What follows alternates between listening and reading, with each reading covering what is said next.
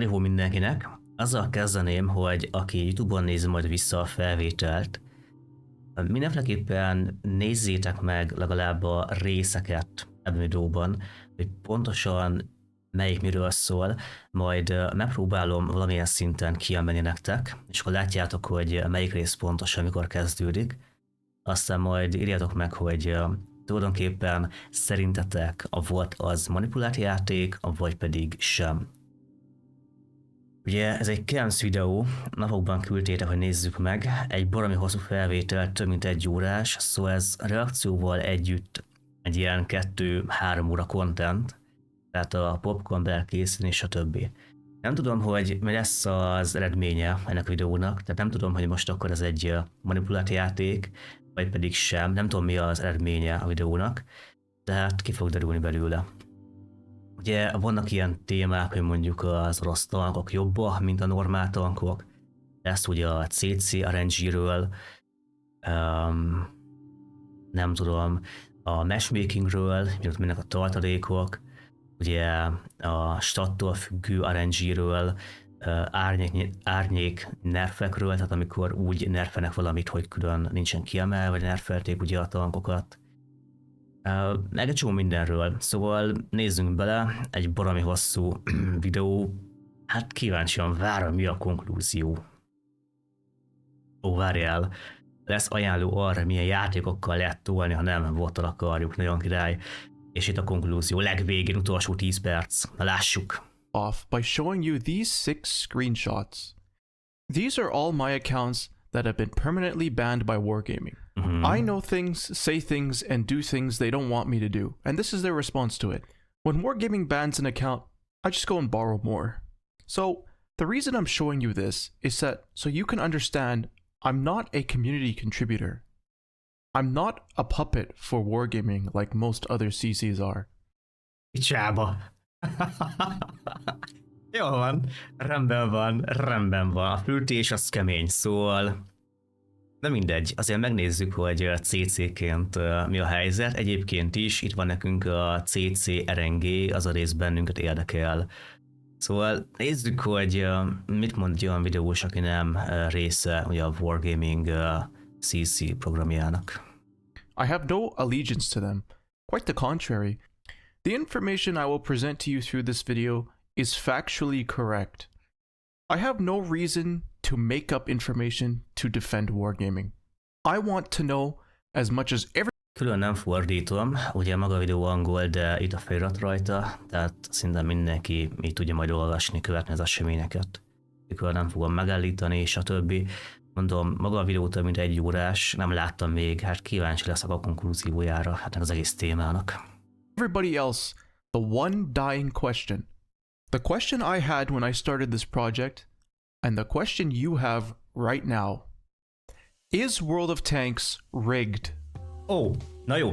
Szóval azt kértem az elején, hogy mindenki mondja, hogy szerinte a Wargaming manipulált játéka vagy sem, de előtte nézze meg a videót, viszont nem tudom.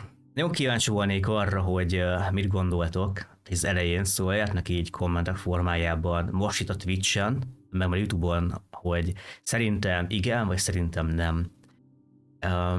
Szerintem egyes részében manipulált, de inkább nem. Hát inkább nem, mint igen. Aztán meglátjuk. Nem tudom, hogy ez a videó miről fog szólni.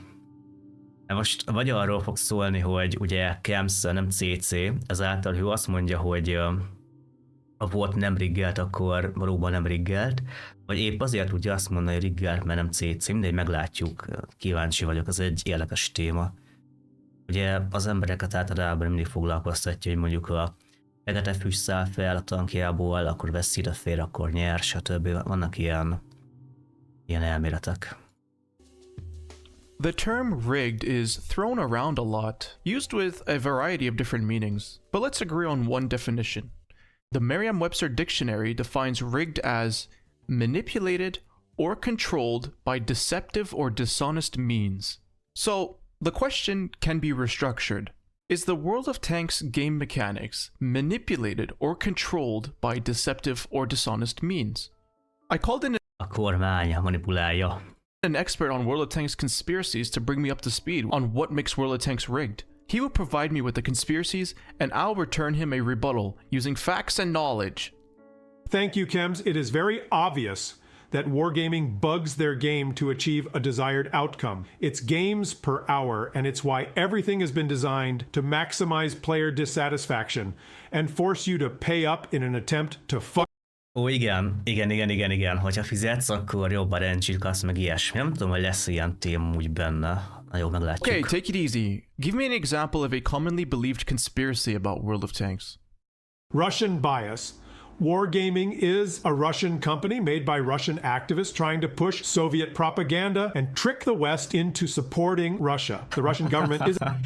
Igen, amúgy azt tudni kell, hogy minden ilyen elméletnek, ilyen összeesküvés elméletnek van egy alapja, tehát hogy ugye minden abból indul ki, hogy igazából van értelme, hogy így belegondolsz, akkor van értelme annak, hogy egy fehér orosz cég csinál egy tankos játékot, akkor az orosz tankokat erősebbé tegye, mint a német tankokat, franciákat, briteket, amcsikat, ugye.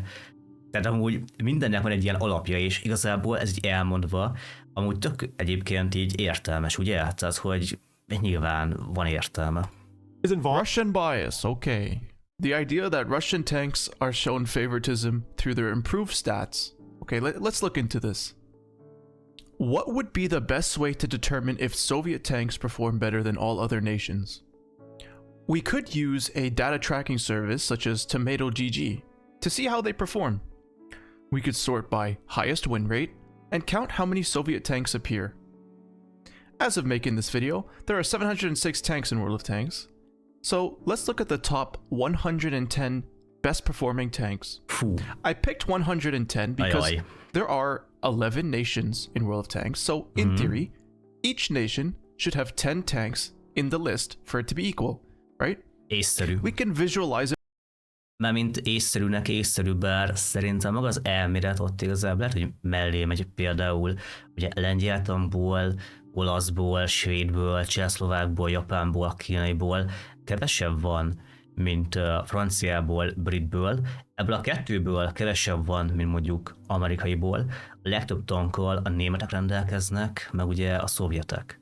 A szovjetek szerintem legalább annyi tank rendelkeznek, mint, hát nem tudom, mint nagyjából ez a 6 nemzet összesen.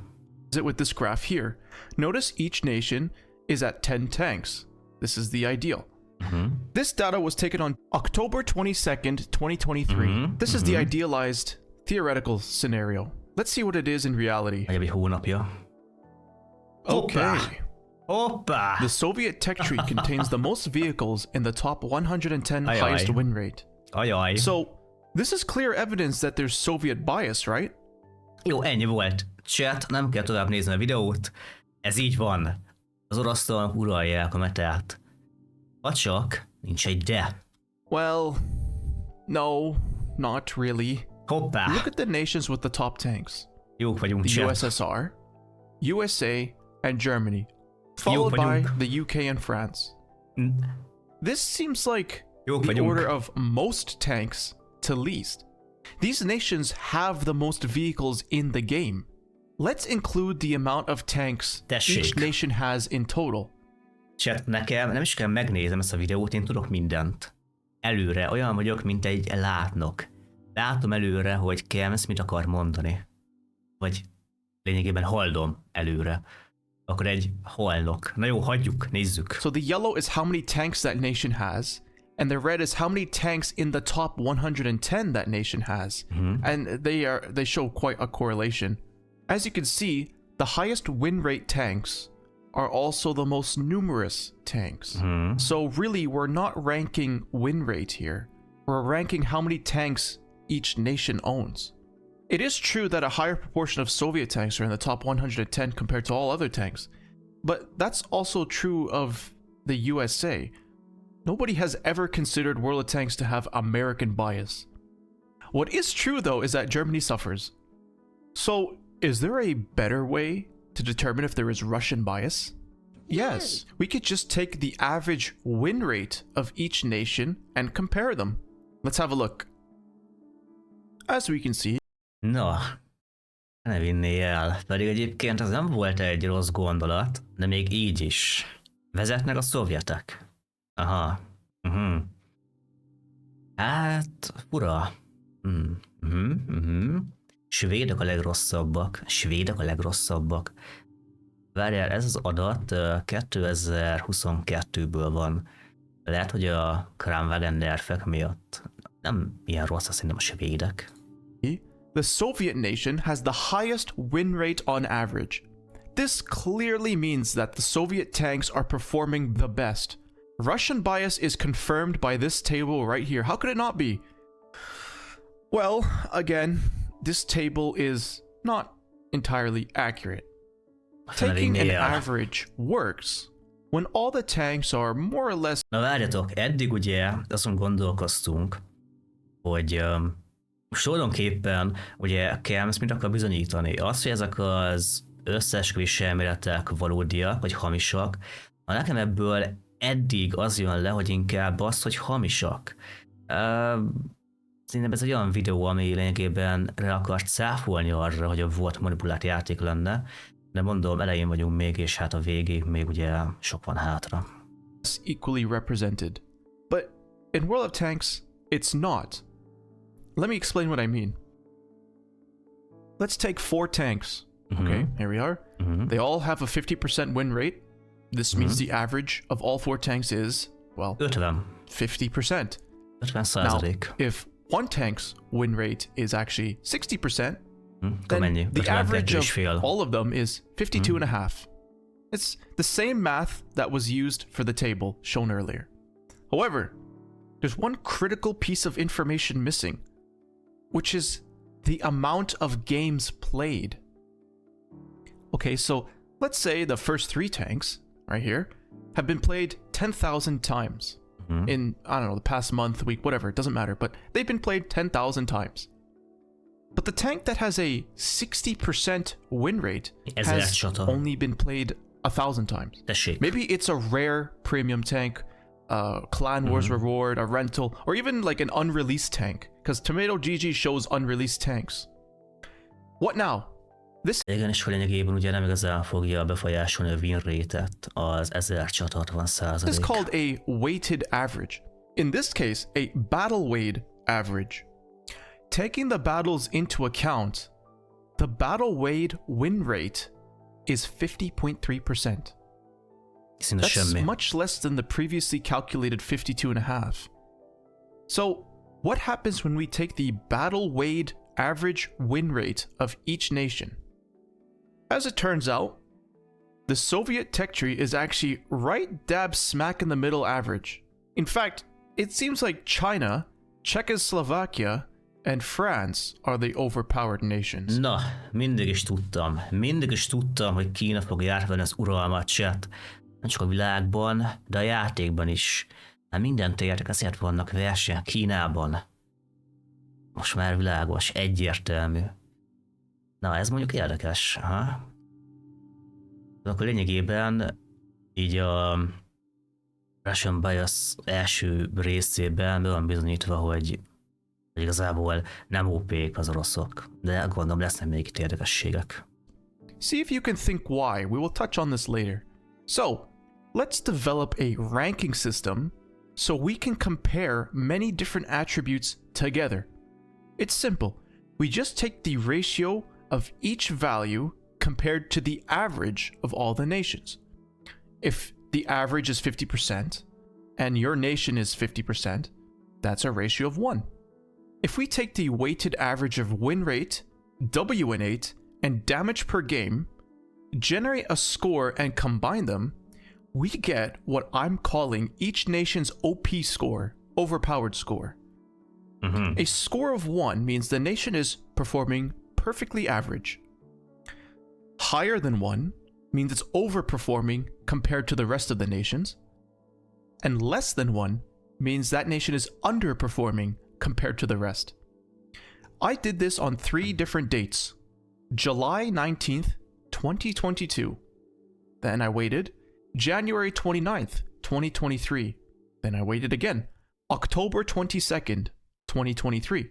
Let's take a look at the nation's OP score for the most recent sample, October, for all the tanks. Czechoslovakia was ranked the highest with a score of 2.453. Japan was ranked the lowest with a score of 0.313. The USA ranked nearly a perfect 1, so American tanks as a whole are perfectly balanced. Csehszlovákok ilyen magasan lennének. PvP ága van, meg ugye a VZ ága van. A csehszlovák tankok ennyire OP-k lennének. A japán meg ilyen rossz, még a japánnál ugye a Type 5 Heavy az nem segít. De viszont itt Kína meg a legalján van. Amúgy érdekesek ezek a számítások, tehát lényegében eddig nekem, ami ugye ebből kiderült, hogy igazából leginkább ugye attól függ, hogy nézel, tehát hogyha be akarsz bizonyítani, akkor be fogod tudni. Mert ott a sor a T56 igen a szlovákoknál. Tehát hogy igazából annyi nézőpont van, annyi külön vélemény, hogy akármiben is hiszel, azt lehet bizonyítani számokkal is akár. The USSR ranked 0.834, which is underperforming. Okay, but let's look at Tier 8 tanks only. After all the most overpowered tanks are Tier 8 premiums, which Wargaming gets by selling. The USSR ranked at 0.923, which is still better, but ultimately it's underperforming, it's less than 1. The top nation's placement makes sense when you consider what tanks they have. Czechoslovakia has only 5 tanks at Tier 8, 2 of which are... Ó, igen. Hát persze, a tevepata csak A kategória. Szerintem úgy simán S, de mindegy. A sodatérve meg S nyilvánvalóan. TNHS szutyok, TVPS szutyok, Skoda. Hát, ha mondjuk így nézzük, talán egy C-be belefér. Are good. The Skoda T56 is one of the best Tier 8 tanks in the game, whereas a nation like the United Kingdom has 20 tanks at Tier 8, with only like 1 or 2 of them being good. It seems like there is a Czech bias. Italy has the Progetto 46 and its identical skinned version, the Mars. Ó, hát igen, ugye az oroszok is ugye ebben a számításban, Tier 8-ban ugye magas szinten vannak. A Viperra meg a Bizon, tehát csak B. Most szerintem a Progettók azok S szinten vannak, ezek meg A szinten vannak. Italy also has tanks like the Bizante and the Vipera, which, maybe aren't categorized as crazy OP, but they definitely are the easiest tanks to play, which gives them a higher win percentage.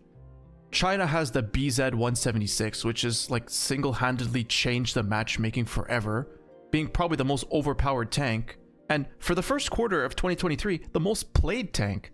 That's right, a premium you had to gamble for through loot boxes had more games played in it than any free-to-obtain tech tree tank. De már mintha ez mikori adott. A BZ-vel több ember játszik, mint bármelyik másik tankkal.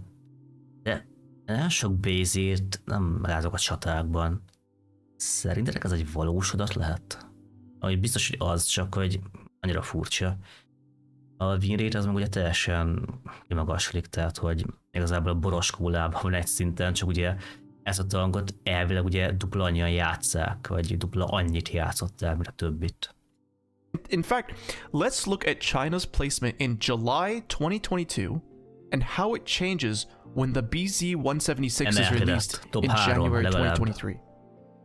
China went from a very slightly above average score of 1.084 to 1.473 at Tier 8 just because of the BZ-176. That is how influential an overpowered tank can be on a nation. Ami képzeljétek el, hogy tettem közzé videót a MrScheff Best of-on, hogy nerfelni kéne a BZ-t.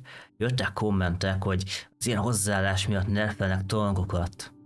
Hát igen, de tehát, hogy itt van ez a videó, nem csak én mondom azt, hogy a BZ egy nyomvat OP tank, hanem a látóvideo készítő is úgy van vele, hogy a BZ az egy brutális tank, és alátámasztják a számok is, rengetegen használják, nagyon jó a win rate, stb.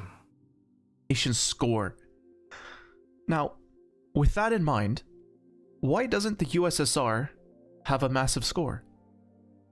To me, that says there just aren't enough overpowered tanks in the USSR nation, or they're not overpowered enough to make a substantial difference to the nation as a whole. Do you get what I'm trying to say here? Let's look at some more examples, okay?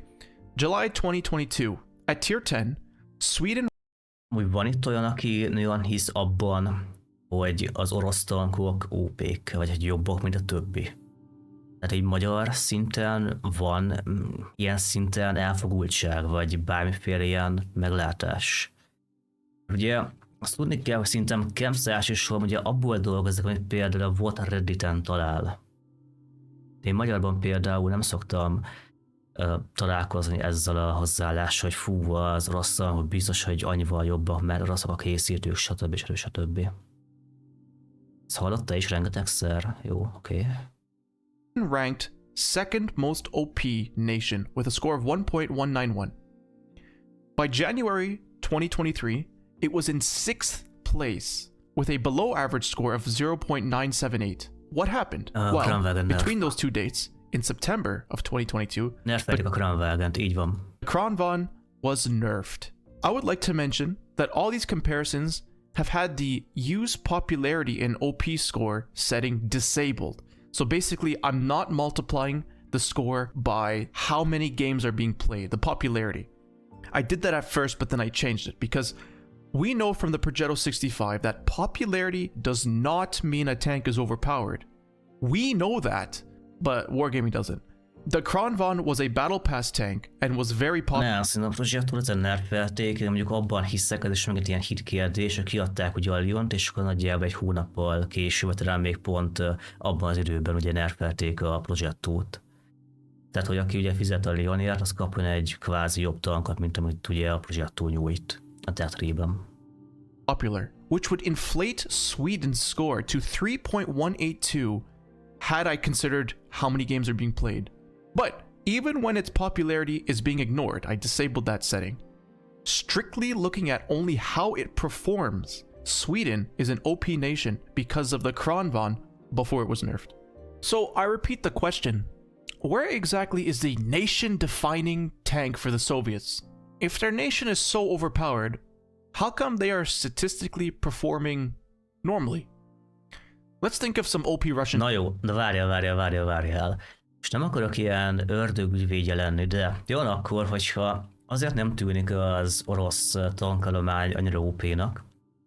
Egyrésztről ott van ugye a 260, meg az Early, amik ugye nagyon sokat használnak, vagy akár a 907, akár CV-ken, ugye ezek a tank ugye a húzó nevek a szovjet tetrében. A többi tankot pedig, amik ugye szintén jól működnek, ilyen az IS-7, a 277, akár a 140, a 268 V4, meg a többi ilyen tank, pedig rengeteg kezdő használja, meg gondolom legtöbb streamer ugye azt mondja a nézőnek, legalábbis én általában azt mondom, hogy szovjet nehéz tankok, medek, TD-k, ezek a legjobbak. Tehát lehetséges-e, hogy azért alakul ez így ki, mert ugye kezdők alkalmazzák ezeket a járműveket, ha? Ez egy felvetés. Tanks, okay. The Object 279E, yeah, okay, OP. And the Object 2684, it could be considered OP, but man, that thing was nerfed pretty hard. So it's still a good tank, but it's not overpowered. The Object 907 is a good tank, I guess. Not really OP nowadays. What else? The 260? No, it's not. The IS-3A was actually considered really OP all those years ago, but it's hardly competitive now. The 703 is still a very strong tank, but I don't think most people would outright call it overpowered, so... Where's this idea of Russian bias coming from? It could be from the decisions by Wargaming, like the time they nerfed the Progetto 65 heavily while barely nerfing the Object 430U. That was a clear example of Russian bias by Wargaming's part. Okay, maybe, but neither tanks are really that competitive, right? So the game itself doesn't show signs of Russian bias. Maybe Wargaming loves Russia, but the game they make doesn't really show signs of Russian bias. The game has a premium tank bias, specifically newer premium tanks. Wargaming released and buffed Progetto 46. And remember, this Progetto 65 before the nerfs, right when it was released. Italy is now OP. Wargaming released the Skoda T56, the VZ55 line, the Shit Pack. Czechoslovakia tanks are now OP. The BZ-176 is released. China is now OP. It's not the nation. It's whatever brand new tank Wargaming releases that's even more OP than. Igen, mondjuk ebben is van ráció, hogy nem elsősorban a nemzetre mennek rá a Wargamingnél, hanem arra ugye, hogy az új prémium tankot kicsivel mindig jobb legyen, mint a régi, és akkor ugye meg kell majd venni az embereknek ugye az új prémium tankot. Ugye folyamatosan kell költeniük a játékra. Amúgy ebben is van ráció egyértelműen. The last tank. Now I'm making this video right before Christmas loot boxes, so I don't know what OP tank they'll be releasing next. However, take a look at what nation that tank belongs to and see if that nation's score increases because of it. I left the Excel sheet I'm using in the description, so you can fill out the information yourself if you want to. Just select the tanks on Tomato GG and paste them in, do a little bit of formatting and whatever. Does Wargaming have favoritism towards Russia itself? I don't know. But does Wargaming show favoritism to Soviet tanks in their game? No, they don't. Na, tessék, itt vagyunk a videó első 15 percében, és úgy tűnik, hogy akkor meg van cáfolva az elmélete annak, hogy ugye a Wargaming kedvezne az orosz tankoknak, és a szovjet tankoknak. Of the nation's OP score over time at tier 8. I may continue to expand this graph over time and post it in the description of this video, but you can see what nation increases and decreases based on whatever tank is released. Szóval lényegében, hogy itt azt mutatják, hogy Kínán ugye felment az értékelés ugye a BZ-vel, majd elkezdett csökkenni, ami érdekes, ugye a csehszlovákok kb. Végig ugye magasan vannak, illetve meg az olaszok vannak eléggé magas szinten. Community contributors get special gun accuracy RNG so that their gameplay looks more appealing. És akkor, hölgyek urak, amire mindenki várt, kiderül, vajon van-e a CC-knek, szóval nekem is streamer RNG-nk, vagy CC RNG-nk, vagy ahogy tetszik. To their audience. And World of Tanks seems better than it really is. Just look at any big streamers' gun accuracy RNG. They hit shots that none of us would ever be able to. You know why? Because their guns are more accurate than ours. Okay. Aren't you a community contributor? So where's your special RNG? Okay, you know what? Whatever. Én pont az vagyok, nekem megvan a CC RNG, de a kérdés, az ki fog derülni, hát nagyjából egy ilyen 8 perc vagy 10 perc múlva, hogy vajon van-e nekünk CC-knek extra kedvező RNGs a szünk. It's a way to test this theory. To test the average shell deviation on a CC's account. A kérdés right? versus a regular account. Vagy sem. Well, there is a way. Introducing the accuracy tracker mod made by good friends of mine, the Bulldog and Nikita. This mod logs the shell deviation after every shot in a log file. Na majd ezt megnézem, hogyha ilyet tudod telepíteni, akkor ilyet felpattintok. Megnézzük, hogy vajon az én lövéseim jobbak-e, mint a tiétek. This file can be formatted with a special program and then imported into Excel for analysis. Now, if only there was someone who regularly played on a CC account and a regular account. Hello gamers, it is I, Killzor, and I have an NA account which is not part of the CC program, and I also have my main account on EU which is part of the CC program. I installed the accuracy tracker mod and tracked my true shot dispersions for several months, after which I gave all the data to Kems. Na várjál, nem is az fog kiderülni, hogy a CC-nek van a kedvező RNG-je, az fog kiderülni, hogy Killzornak van a kedvező RNG-je. Vagy mi van akkor, hogyha a Wargaming mind az összes accountjára megadja a kedvezőbb RNG-azt? Ez itt a kérdés, chat. I'm eager to see the results. Is CC RNG real, or is it just Tomato scoping over my 10k damage games? Nem tudom. Excellent. I also installed the mod for myself so we can compare my account's data to yours. And as I said before, I play on many different accounts, so there's really no way Wargaming could tamper with all of them. I said this already, but I'll remind you again. I'm not a community contributor. My shot dispersion stats should be the same as yours. Yours as in the average player, not a CC. So, let's first compare Daki's CC and non-CC account data. In case you haven't picked up, CC means community contributor, right? It's a special type of account that people who make videos or streams use. I will be using a null hypothesis to compare. If you don't know what that is, look it up. Okay, fine, I'll give you the quick rundown so you know what's going on. If you want to compare two things against each other, the easiest way is just to take their average and compare them, right? Okay, this average, that average. This works on a very basic level. But You can't make any scientific conclusions with that because it's primitive. Instead of using just the average or mean, average and mean are the same thing. A null hypothesis uses the mean, standard deviation, and sample size. So let's visualize it. If we just compared these two averages, we get something that looks like this. Just 2 points on a number line. There we go, 50% and 51%. By this comparison, it would suggest that NA win rates are better than EU win rates. Hoppá! Now, if you gotta think further, is that because NA players are better? Így van. Or because there's less players? Mert Maybe there's jobbak, just more egyértelmű. veterans, and on EU, there's more new players, because there's much more people playing on EU. We can't just go based Legutóbb off... is megverték az északamcsik, de a kiékat a bajnokságon Kínában egyértelműen jobbak az északamcsik. Ez ennyi. on averages alone. If we want to go deeper, we can include the sample standard deviations. What's that? It's sort of like the range of values that make up the average. What we're doing is comparing how much these two distributions overlap. Amúgy figyeljetek, őszinte leszek veletek, én arra nem voltam felkészülve, hogy ebben a videóban ilyen szintű számítások lesznek, mert az első 15 percben is brutális számítások mennek, és fú, ez... Nem voltam felkészülve, de hát a matek az matek chat.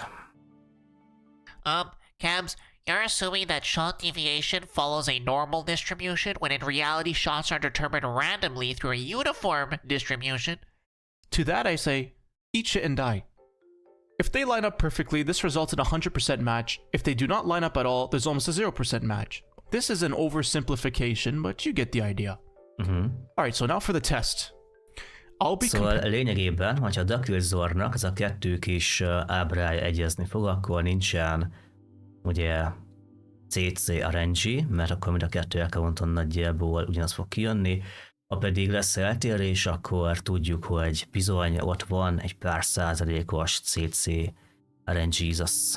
Comparing a score I made up, so we don't need to play the same tanks in order to compare the accuracies. See, think of it this way. Obviously, if one account plays only the KV2 all day long, and the other account plays only the Leopard, well, obviously the second account will seem like it has better shot RNG. He's only playing accurate tanks. The score is basically the dispersion at 100 meters, you know, that's given to you by World of Tanks, divided by the actual dispersion of the shot. This means that if the shot you fired was super accurate, and only Szóval lényegében ennek az a lényege ugye, hogy tök mindegy, hogy most akkor Daki milyen tankokkal játszott, mert ugye az átlag szúrást fogja nézni. deviated by a tiny amount, the score is very large. If the shell deviates by a lot, the score is very low. Having the accuracy in the numerator means that you're comparing it to its listed accuracy. So in theory, CC accounts and non-CC accounts should be the same. Let's have a look at the result. Cannot reject null hypothesis. Our null hypothesis means they are the same.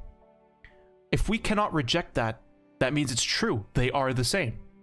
So a CC account and a non-CC account, so you know, just a normal account, have the same dispersion scores. I know. Looking at the average scores, it's clear that the CC account on average has a higher score, meaning that account gets better gun accuracy on average. Ez már az információnék, aha, szóval akkor le van bukva. Daki, meg összes CC-s lebukott. Tessék, ott van a CCRNG valós. Talán mégsem. But this is why the null hypothesis test exists, to take into account the fact that the standard deviation for the CC account is also much higher, and there are far less samples to choose from. So ultimately, with that in mind, the math says no, there is no difference. Here's the percentage of shots scored in a graph. Notice how they're purple and green. Jóval, ha jól értem, akkor meg vagyunk mentve. Valójában nem létezik a CC RNG. Király, nagyon király. Colored bars are pretty much at similar heights. Here's it shown as a line graph. It's easier to see it that way. So it's quite clear that they are more or less the same. Okay, but both accounts are owned by the same guy, the Killzor, who is a community contributor. So what if Wargaming secretly gave his non-CC account some special accuracy bonus so he... Az olyan, hogyha a Wargaming követi itt a fiúkénket, aztán még annak is megadja a bónuszt, ami valójában is a program része. Erre mi a megoldás, Kems? Or his viewers wouldn't notice a difference between the two. Okay, let's compare his CC account's shot data with my own shot data, with my normal account. Well, it seems to be the same result. Again, we can take a look at the histogram and see the score distributions are nearly identical. Wait, hold on a minute. What's going on with that low score region? Why do I have a spike there? This means I get a lot more really bad misses than the Killzor does. A score of 1. Looking at the line graph show this more clearly. What the hell is going on? Maybe I do get worse RNG than the rest of you guys. That would explain the crazy RNG in my videos. Okay, in all seriousness, this is most likely a negligible difference. I know it looks crazy here, but it's a spike in a single score. There are hundreds of scores possible for any given shot, and it just so happens that a score of 1 happens more often. I bet if I had a larger sample size, this number would reduce. Aha, szóval, hogy az adja differenciál, ugye, hogy a Kemsnél ugye kevés a minta, a Dakizornál pedig sokkal több. Aha. Jó, hát persze ezt így meg lehet érteni. Szóval chat, lényeg a lényeg, hogy nekem és a többi CC-nek nincsen jobb RNG-nk, mint bárki másnak, hanem pontosan ugyanolyan szerencsések, vagy éppen szerencsétlenek vagyunk, mint ti. In reality, there's no difference between our accounts. And the math proved it right at the beginning. And math is far better at assessing things than just visually looking at the graph. Does that mean people will stop commenting CCRNG on my videos? Oh, hi, Kaizu. No, they probably won't. If CCRNG is not real, how come people are so... Chat, benneteket meggyőzött? Az, hogy nincsen CCRNG, vagy van, aki még ebben hisz?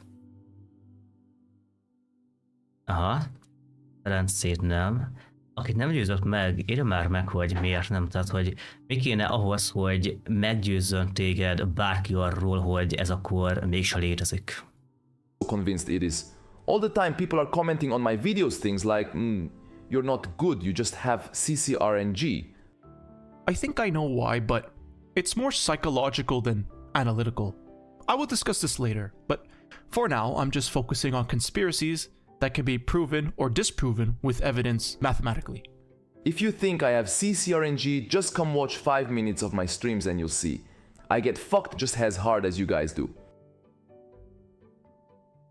Tanks have different sigma values. This is why certain tanks are less accurate than others, despite having the same accuracy value. Okay. Ó, várjál, következő témára ugrunk, tehát ugye arról van szó, hogy egyes tankok kevésbé pontosak. Amúgy ezt én is észrevettem, hogy néha nagyon furán működik ez az egész, és bevallom őszintén kíváncsi vagyok, hogy egy elég rövid rész, amúgy nagyobb 2 perc, hogy mi azok annak, hogy mondjuk tényleg egy Scorpion Jesus kb. Mindig misszel, aztán van egy másik tank, ami meg halálpontos, ennek mi az oka? Erre kíváncsi leszek. You often hear people talking about tanks having sigma values. When I hear someone say this, I know for a fact that they did not think of this on their own. They heard it from someone and are repeating what they said. How do I know this? Well, they call it sigma value. That doesn't make any sense. What they're referring to is standard deviation. Sigma is the name of a Greek letter. Standard deviation is shown with that Greek letter. Okay, look, it's like saying, what's your mass in M value? Hey, Skill, what's your M value? No, nobody talks like that. We say, what's your mass? And then you say, I'm 300 pounds. Várjál, nézzünk egy véleményt erről. Aha, szóval látom, hogy a vélemények eléggé megoszlanak. Én olvasom a kommenteket. Hú, nagyon megoszlóak még mindig a vélemények, érdekes pedig. Itt igazából le van vezetve egy eléggé magas szinten, szerintem az meg ugye el is van követve lövés. De nézzük akkor a lövés pontosságot, erre kíváncsi leszek. So what they mean to say is that tanks have different standard deviations. This basically means that, for example, 2 tanks, although having the same average dispersion, the one with the larger standard deviation means that they will have... Egyébként ez nagyjából azt jelenti, nem tudom, hogy ki mennyire nézgette a dolgot, de például van olyan, hogy így random mellélősz, vagy stb. Mert tényleg van egy ilyen szórás, ugye ezt nem is olyan régen megváltozott a Wargaming, leginkább ugye középre mennek a lövések, de van esély arra, hogy akár a szélére lőj, az aljra, stb. De nincs ilyen fizika a játékban, hanem van a célkereszted, a tank ott van valahol, mondjuk tegyük fel a tank nagyjából ebben a négyzetben van, de azt mondja neked a játék, hogy a te lövésed mondjuk ide fog menni, vagy ide, vagy ugye a standard, amit ugye látunk mondjuk tegnap Borok videójában, hogy beszélsz a tankot, az egész tank benne van a célkeresztjében, és mégis valahova ide lentre lőtt, és akkor csak terekkel, te nulla sebzéssel. Have more super accurate shots and super horrific misses. Okay, this has already been disproven, by the way. You can read the full report by Overlord Prime, Ultimate Gun Mechanics Guide. He disproves it right there and then. But you don't even need to do any math to realize different standard deviations would be really noticeable. Let's do a thought experiment. If the standard deviation was larger for a vehicle, that would imply there is more shot spread. Same averages, but one has higher highs and lower lows. Well, you can only be so accurate until the difference is imperceptible. Okay, so the lower lows will almost never be noticed, but you will notice the higher highs. Anybody can compare how many times a shot goes way out of center and realizes that the tank has a higher standard deviation and thus it does it more often, but that's never been observed. So that's that. Bro, I don't want to hear none of that shit. Blah blah sigma values, because you're wrong in more ways than one. Every time I have the kill shot on an enemy tank, Ez érdekes volt. Hogyan tovább? Mercy shots, mármint várjál, meg akkor mentek. Aha, szóval az utolsó lövésem az mindig ugye aláról lol. Ja igen, amikor ugye, igen, ez a Mercy Shots, ez az a kegyelemlövés nagyjából, tehát amikor már ugye kivégezed a célpontot, mondjuk ott egy tank, nem tudom, 100 HP-n, és akkor lepattansz róla, mellélősz, kritikus, stb. Ugye ez erről szól. Amúgy én ezt nem figyeltem meg. De nekem egyébként eddig se ez az orosz rész nem volt meg, tehát én például ezen se sakadtam ki. Én tudtam, hogy nincsen CCRNG. A Sigma Values meg összességében az a rész, hogy most a löveg mennyire pontos, az amúgy nekem újdonság, meg hát érdekelt, hogy erről nem ezt mit mond. Azt én is megfigyeltem, hogy néhány löveg tényleg kicsit furában lő, mint a többi. Rengeteg ilyen tank van, Grillék, Grill 15, Scorpion, stb. El sem figyeltem meg soha. Nekem ezzel nem volt problémám, hogy a 0 HP lévő tankkal végezni kell. De ez a konklúzió. Nagyjából egy 5 perc, nézzük. I low roll or miss or bounce. This is more than just random bad luck. It's like the game knows and is trying to give the enemy a chance. Is there any evidence that suggests you are more likely to low roll when the enemy is on a one-shot? Well, the best way we can determine this is by finding out what your average damage is. If your average damage is less than your gun's theoretical average damage, then you must be low rolling more often than you are high rolling, bringing the average down. Okay, let's look at the data. In my Skoda T56, I shot one-shot tanks, that being tanks with health around the same as my alpha damage of 460. In theory, my average damage... Mondom még egyszer, ugye ezek azok a lövések, hogy mondjuk van egy olyan tankod, mint ugye a Sörti 56. Az ellenfélnek van nagyjából ilyen 450 HP-ja, rálősz, ugye nem vagy arra győződ, vagy fú, biztos el fogom vinni, és akkor a tank túléri mondjuk 10 HP-val, akár 1 HP-val, és ugye utána visszalő, és akkor téged mondjuk ki a murekkel kigyújt, vagy kilő, vagy bármi. Damage should be 460, but in reality it's 428. What? So that must mean I'm low rolling shots more often, right? Well, no. Let me explain. The average damage of 460 means that the gun can roll as high as 575 and as low as 345. A max roll and a min. Szóval lehet úgy gondolkozni, amúgy én sem szoktam így gondolkozni, de egyébként a legcélszerűbb úgy gondolkozni, hogy főleg egy táras tankkal, vagy olyan tankkal, aminek nagyon lassú a töltés ideje, csak abban az esetben támasz be egy 0 HP-n lévő tankot, hogyha az átlag sebzésed mínusz 25%-os értéke több, mint az ellenfél HP-ja. Tehát ha rámész egy Skodával egy olyan tankra, aminek van 450, 400, 360, 346 HP-ja, akkor ugye mindig ott az esélye annak, hogy túléli a lövésedet. Tehát elméletben ugye csak akkor kell rámenni 0 HP-n lévő tankra, hogyha biztosan kilövöd, tehát hogyha mondjuk egy tank ugye a Skoda esetében kevesebb, mint 345 HP-val rendelkezik, vagy pont ennyivel. Roll. If we want to do more than 575 damage a shot, we would need to either set the enemy tank on fire or ammo rack them. Then our shot does more than our max roll. But both of these scenarios are pretty rare, so they are statistically insignificant. Now, think about the other side. Illetve még azt hozzátenném, hogy én amúgy hát vagy mellőlőzve lepattan, stb. Igen, de tegyük fel, hogy eltalálod, beütöd, és akkor a matek hogy jön ki. Illetve én rengeteg megfigyeltem, főleg ilyeneknél, mint mondjuk a Revo, hogy papíron van egy 390 környéki alfej, de gyakorlatban ilyen 360 az AVG. Ilyen volt régen nekem például az STB egy 390 papíron, a gyakorlatban 350-360-as rollok. Side of this. Is there a way to do less damage than our min roll of 345 damage?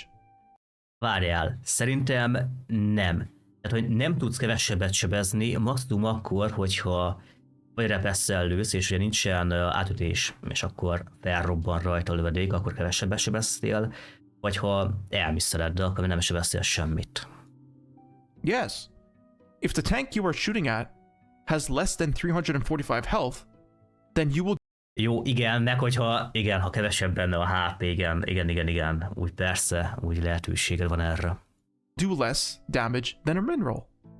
If I shoot a tank for 460 and he was left on 10 health and I shot him again, I did 470 damage in 2 shots. That means my average is 235. Jó, de ezt hozzá kell tenni, hogy az a mód, amit ugye én telepítettem, az a mód szándékosan nem számolja a befejező lövéseket.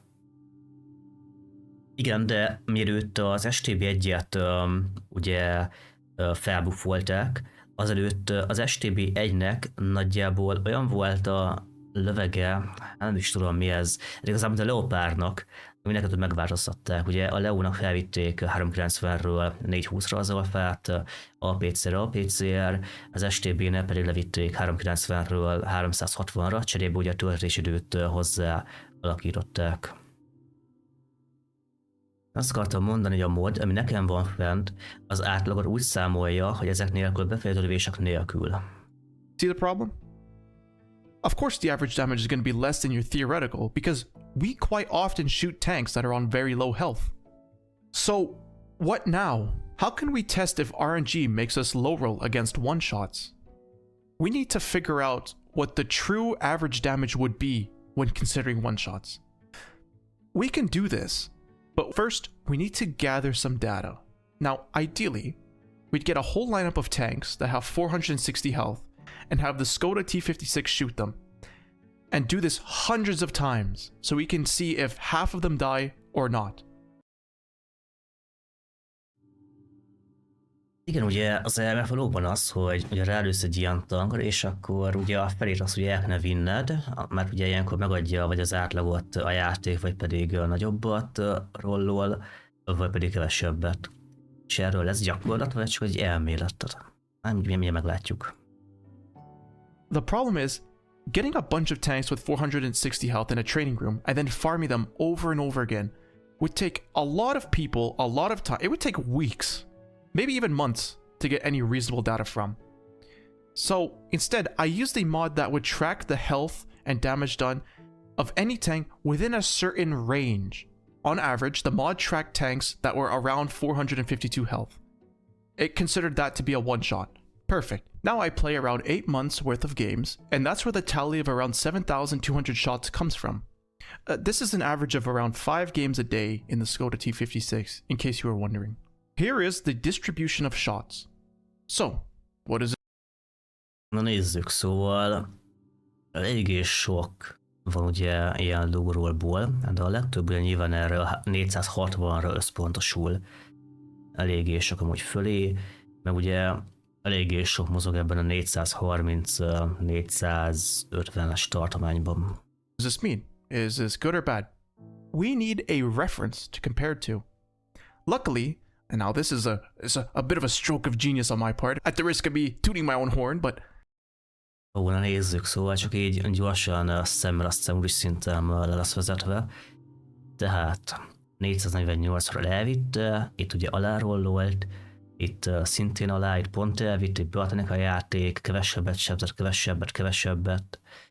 Hát eddig egyébként nem is tudom, eléggé 50-50, mikor adta be a játék, mikor nem. Ja, nagyjából azt mondom ilyen 50-50. we can use this shot data to generate a simulation of what the distribution should be. Since I'm not programming my simulation to have any rigged RNG low roll nonsense, the distribution that it generates represents the normal high and low roll probabilities. This, by the way, is called a Monte Carlo simulation. We're generating 30,000 samples. That should be good enough for the graph. So, for alpha damage, we generate a number between the min roll and the max roll, like as if you're firing a gun in the game, and the game is rolling damage for you. No fuckery involved. Now, the health column is a randomly generated normal distribution using the mean and standard deviation of the real world scenario. So, instead of guessing, like, oh, how often do you find a one shot? I don't have to guess, I just use the average damage and the standard deviation. Damage dealt is simply comparing the two numbers. If my alpha damage is less than their health, I do the full damage my gun rolled. If their health is less than my damage roll, I only do their HP's worth of damage. In other words, if I shoot a tank on 1,000 health, I do my average damage of 460. But if they're on like 100 health, it doesn't matter what I roll, I'm doing 100 damage. Got it? This is what the distribution would look like when there is no altered RNG for one-shots. It looks pretty much identical to the real data. So, this conclusively proves that there is no such thing as low rolling more often when the enemy is a one-shot. Na várjál, azon gondolkozom, nagyjából itt vagyunk a dúl felénél. De eddig ugye meg volt száfolva ilyen-olyan számításokkal az összes ilyen elmélet, hogy a játék csal az rossz tankok javára, a CC-k javára, egyes tankok kevésbé pontosabb, mint más tankok. Meg ugye, hogy nincsenek ilyen dolgok, hogy a 0 HP-n lévő tankot nem tud kivégezni. Amúgy azon gondolkozom, hogy mondjuk valaki ebben hisz, következő az a booster matchmaking, igen, ez ennyi. Szóval azon gondolkozom, hogy ez igazából az persze bizonyítja, hogyha ott egy 0 HP-n lévő tank, rálősz, eltalálod, beütöd, akkor vagy kilövöd, vagy nem, és hogy ez így nem függ igazából semmitől, nincsen ez befolyásolva.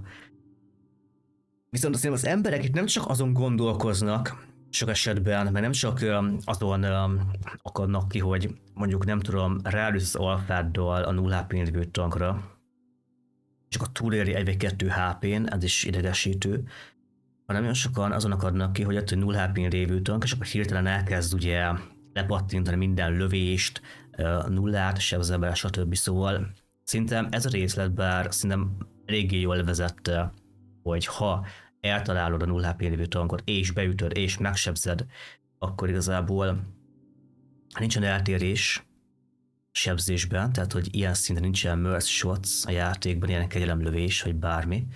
Nem mentél meg a játék szándékosan 0 HP lévő tankot, de ugye ez nem volt benne, hogy mondjuk egy 0 HP lévő tankot nehezebben tudsz beütni, rendesen eltalálni, stb. Szerintem rengeteg játékos, ami pont emiatt sír, hogy ott egy 0 HP lévő tank, rálő, lövés, bem mellé megy, bem lepattan, és szerintem ezt a részt ez a videó így nem annyira taglalja. Szerintem ez az, amit ugye sokan szoktak így felvetni, mint probléma. De ja, szerintem az levezetésnek kb. Tökéletes, amit ugye Kemsz prezentált, abban az esetben, ha ugye beüti a célpontot a lövésed. There's simply no evidence it does, and plenty of evidence right here proving it does not. Whenever you activate a booster, the matchmaking instantly becomes worse. They know you are locked in for 1 to 2 hours. So Ezt olyan sokszor hallom, ezt olyan rengetegszer hallom, hogy ugye elindult a booster, és akkor lett egy veresi sorozatom, a levegem kevesebbet sebez, stb. Na ez viszont egy olyan, az orosz tankosat én itt a chaten, streamen, YouTube-on nem hallom. A C-szerencsére sokszor. Hát ezt a Sigma Values, azt nem annyira a merch az gyakran, de ez brutálisan gyakran, hogy elindítja valaki a boostert, és akkor hirtelen ugye a játék rosszabbul megy neki. Rosszabb matchmaking, rosszabbul teljesít, na ez viszont egy nagyon-nagyon-nagyon, hogy fogalmazzam meg, gyakran felvetett probléma. So you are less likely to rage quit and stop playing if the matchmaker decides to put you on the losing team. Okay, there's a problem with that theory, but let's talk about the scientific observations.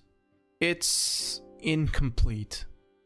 The problem is that to accurately test this, you have to do 2 tests on the same day of the week at the same time, otherwise the data would change too much, right? Like, think about it. A Saturday evening will have very different matchmaking than a Tuesday night, because the volumes of players drastically changes, and the types of players change too. I mean, we got everybody. Amúgy ami azt illeti, nekem úgy szokott lenni, hogy nagyjából így hétfő ilyen 10 órától péntek ilyen 17 óráig minden rendben van, hogy minden jól működik, mert tényleg nagyjából azok tolják, akik amúgy is tolják a játékot. A péntek 17 órától szombat, vasárnap egészen így hétfőig nagyon-nagyon szörnyű. Aztán az időintervall megint jó feltéve, nincsen semmilyen maraton, meg egyéb egyszerűen tényleg azért más emberek tolják a játékot ilyenkor. Ugye szombaton, vasárnap visszatérnek ugye ezek a weekend warriorok, ugye a hétvégi játékosok, akik nem tudom, leülnek egy órára játszani, és akkor valamit csinálnak. De várjál, de nem ez a témánk, hanem az, hogy ugye bekapcsoljuk a boostert, és mi történik. Playing on Saturday and only és ugye boostert mondok, de ugye a személyes tartalékra gondoltam, a personal reserves-re. But he's playing on a Tuesday night, so this is the problem with testing anything regarding the matchmaker. There's just too much variation. But let's go back to our test. Let's say 1 week I play from 4 p.m. to 8 p.m. on a Saturday evening without any boosters. Okay, then I log the matchmaking and win rate. So, did I get in top tier games? Did I win those games? That sort of thing. I will have to wait until the next week to repeat the same experiment, but this time with boosters enabled, and see if I get better or worse. Jó, erre kíváncsi vagyok, mert szerintem ez egy ilyen elmélet, ez egy hit kérdés, azt nem tudom, hogy lehet rendesen tesztelni. Lehet, hogy mondjuk nem tudom, Kemszi játszott az egyik szombaton, aztán utána, nem tudom, utána egy másik szombaton, lehet itt most éppen volt egy maraton, vagy fordítva, nem tudom, ezt tesztelni lehetetlen. Tényleg az, hogy minden időpontban, reggel, délután, este, éjszaka, más a közösség, matchmaking full random működik, ezt nem tudom lehet tesztelgetni egyébként. Szinte nem. Matchmaking, or better or worse win rates. Considering there's only 52 weeks in a year, there just isn't enough time to get any meaningful data. And worse yet, the matchmaking during Christmas is much different from the matchmaking during summer holidays, right? Igen. Tehát, hogy nagyon sok a változó, tehát, hogy lényegében folyamatosan új és új emberek játszák a játékot, nem arról van szó, hogy egy fix közösséggel játszol. Azt így nehéz stresszelgetni. Meg hát tényleg az, hogy ugye én most nézegeti a hétvégéket, tényleg egyszerűen kevés a minta. Tehát lehet, hogy valaki mondjuk az elmúlt nem tudom hány évben, mint vannak ilyen személyes tartalékok, tesztelte volna, és valahogy így tudta volna követni, hogy most éppen abban az időszakban, mikor ment a booster, mikor nem ment a booster, akkor ez hogy történt, akkor talán kijött volna, nem tudom, 100 hétvége, vagy valami, az elmúlt 4 év alatt például. De ja, itt egyszerűen nem lehet mintet gyűjteni szerintem. There just isn't enough time to get any meaningful data. I tried this for a few months and the data suggests there isn't any difference, but it's a really small sample size, so who knows if it's true. I personally believe it's not true, and this myth is caused by a different reason. Igen, ez tényleg egyébként egy ilyen hit kérdés, és nem tudom, hogy Kems mit gondol, de ha már így arról beszélgetünk, hogy ki mit hisz, úgy látom, hogy itt most nem lesznek számítások. Ez egyszerű hit kérdés, és szerintem ez egy kicsit könnyebb hozzászólni mindenki részéről. Szóval én inkább azt gondolom, mikor beaktiválsz egy személyes tartalékot, mondjuk plusz 50% kredit például, ahol ott egy nyomás, hogy a következő 1 órában, vagy ameddig ugye játszol a játékot, és mennek a boosterek, ugye a lehető legtöbbet kihozd a csatákból. És ott a nyomás, és sok ember számára ez a nyomás, hogy most akkor ebben az intervallumban jól kell teljesítenem, egyszerűen túl sok, és nem tudják kezelni. Illetve lehet, hogy tényleg ha kapnak 2-3 rossz kadikát egy ilyen session kezdetén, akkor lehet, hogy bepánikolnak. Nagyon szépen köszönöm, Kessi, a 34-et. Tehát itt inkább egy ilyen pszichológiai vonatkozása van ennek a limitált tartalék aktiválásnak, hogy kevés van belőle, X időn keresztül tart, inkább szerintem ez lehet benne. De meglátjuk rá, mit gondol erről. Ez a rész szerintem teljes mértékben hit kérdés, ugye, hogy a személyes tartalék az befolyásolja a matchmakinget, az RNG-t, meg a többit. But I'll get into that later. Anyway, stupid players often believe that the outcome of the game is predetermined. Yes.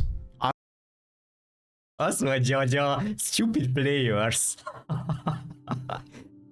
De, és várjál, erről nem lesz szó, várjál. Aha, startfüggő RNG-zers, shadow nerfök, árnyék nerfelése, grillepontosság, ugye ezt az előbb említettem is. Na mindegy, szóval amúgy tényleg ez az egyik legnagyobb ilyen összeesküvés elmélet, hogy erről amúgy szerintem nem lesz szó.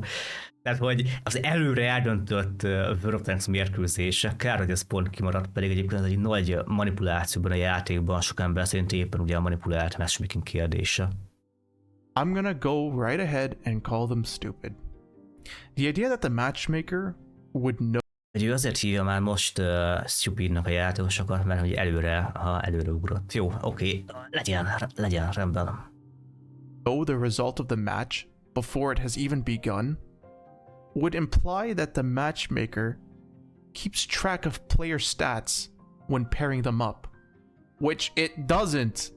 If it did, we'd have skill-based matchmaking where the teams are equal. That would be great. The idea that the matchmaker would... Meglátnánk, hogy milyen lenne. Amúgy például én, amit így tapasztaltam SH-kon belül, hogy összességében ez a skill-based matchmaking, ez nem biztos, hogy a legjobb megoldás, de majd lehet erről a külön videóban foglalkozunk.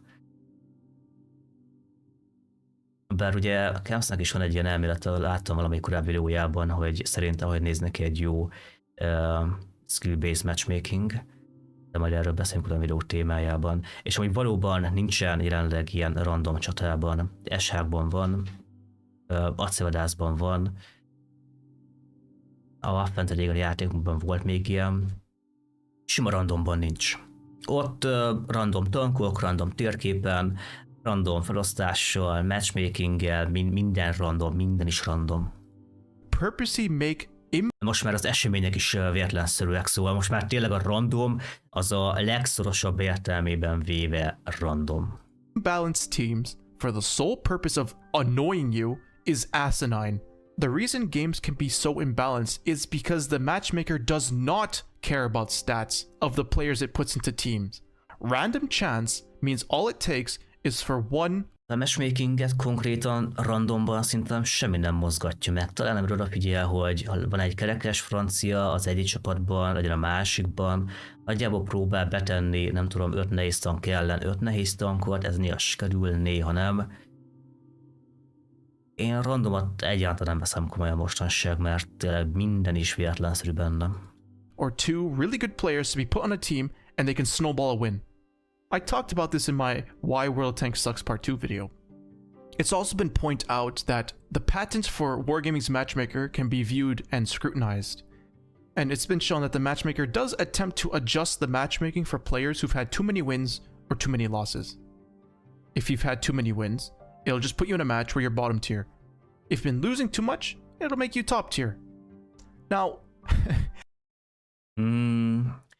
Egyébként ezt úgy értelmeztem, hogy itt igazából azt nézi a Wargaming matchmaking jelenleg, hogy te most akkor túl sokat nyersz, hogy veszítesz, és akkor túl sokat nyersz, akkor az aljra tesz, ha meg túl sokat veszítesz, akkor a tetejére tesz. Én nem úgy értelmeztem, ezt a matchmakinget, de tényleg egyébként ezt meg lehet nézni nyílt forrásban, hogy ha mondjuk kaptál 5 csatát, a lista alján voltál, akkor kapnod kell olyanokat, a lista közepén vagy, tetején vagy.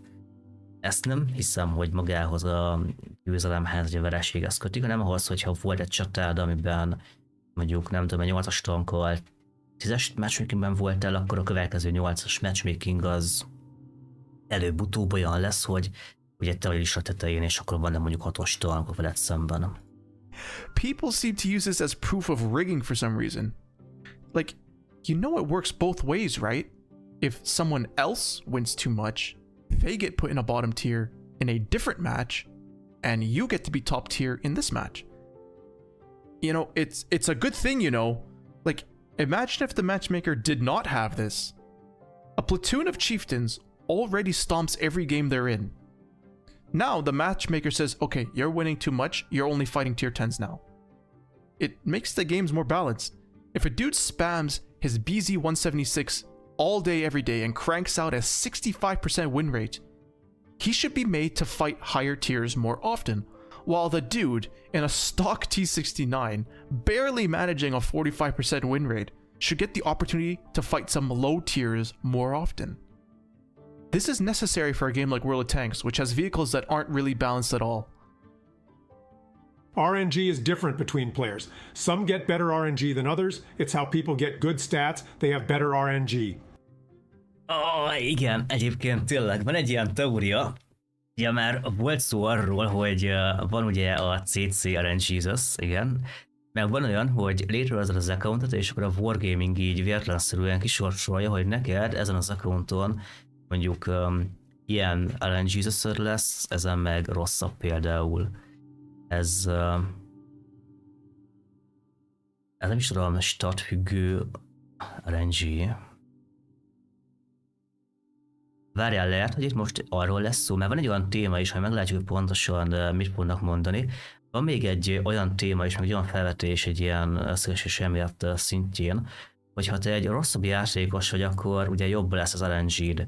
Tehát, hogy már megfigyeltétek, biztos ti is, hogy egy 40%-os játékos jön, szágul a tankjával 50-nel, mert közben Bem rádlő ammóra vissza a garázsba. Szóval szerintem itt erről van szó. Nem arról, amit mondtam legelőször, hogy milyen accountod van, és akkor az igazítik az RNG, hanem attól, hogy hát a rosszabb játékos vagy, akkor ugye szerencsésebb leszel, ha itt ilyen kommentek vannak. Jó, oké, nézzük. Mi az igazság? Valóban jobb-e az RNG, hogyha rossz játékos vagy? Valóban függ a stattól, hogy milyen az RNG a játékban? I think one of the biggest copes is that your RNG depends on your stats. We don't even need to perform any math to disprove this. It just takes like a little mental logic experiment. Just think about it for a second. Okay, good players claim that RNG works in favor of bad players, making up for their lack of skill by sometimes giving them favorable odds to encourage them to keep playing instead of getting curb stomped all the time. Ugye erre mondom, hogy amit ugye most Kemsz elmondott, hogy azért ad a Wargaming jobb RNG-t a gyengébb játékosnak, hogy játékban tartsa őket, hogy megadja nekik a sikerélményt. Minden ilyen elméletnek van alapja, tehát hogyha így belegondolunk, akkor azt mondhatjuk, hogy persze, hogy ez észszerű. Okay, now look on the other side of the spectrum.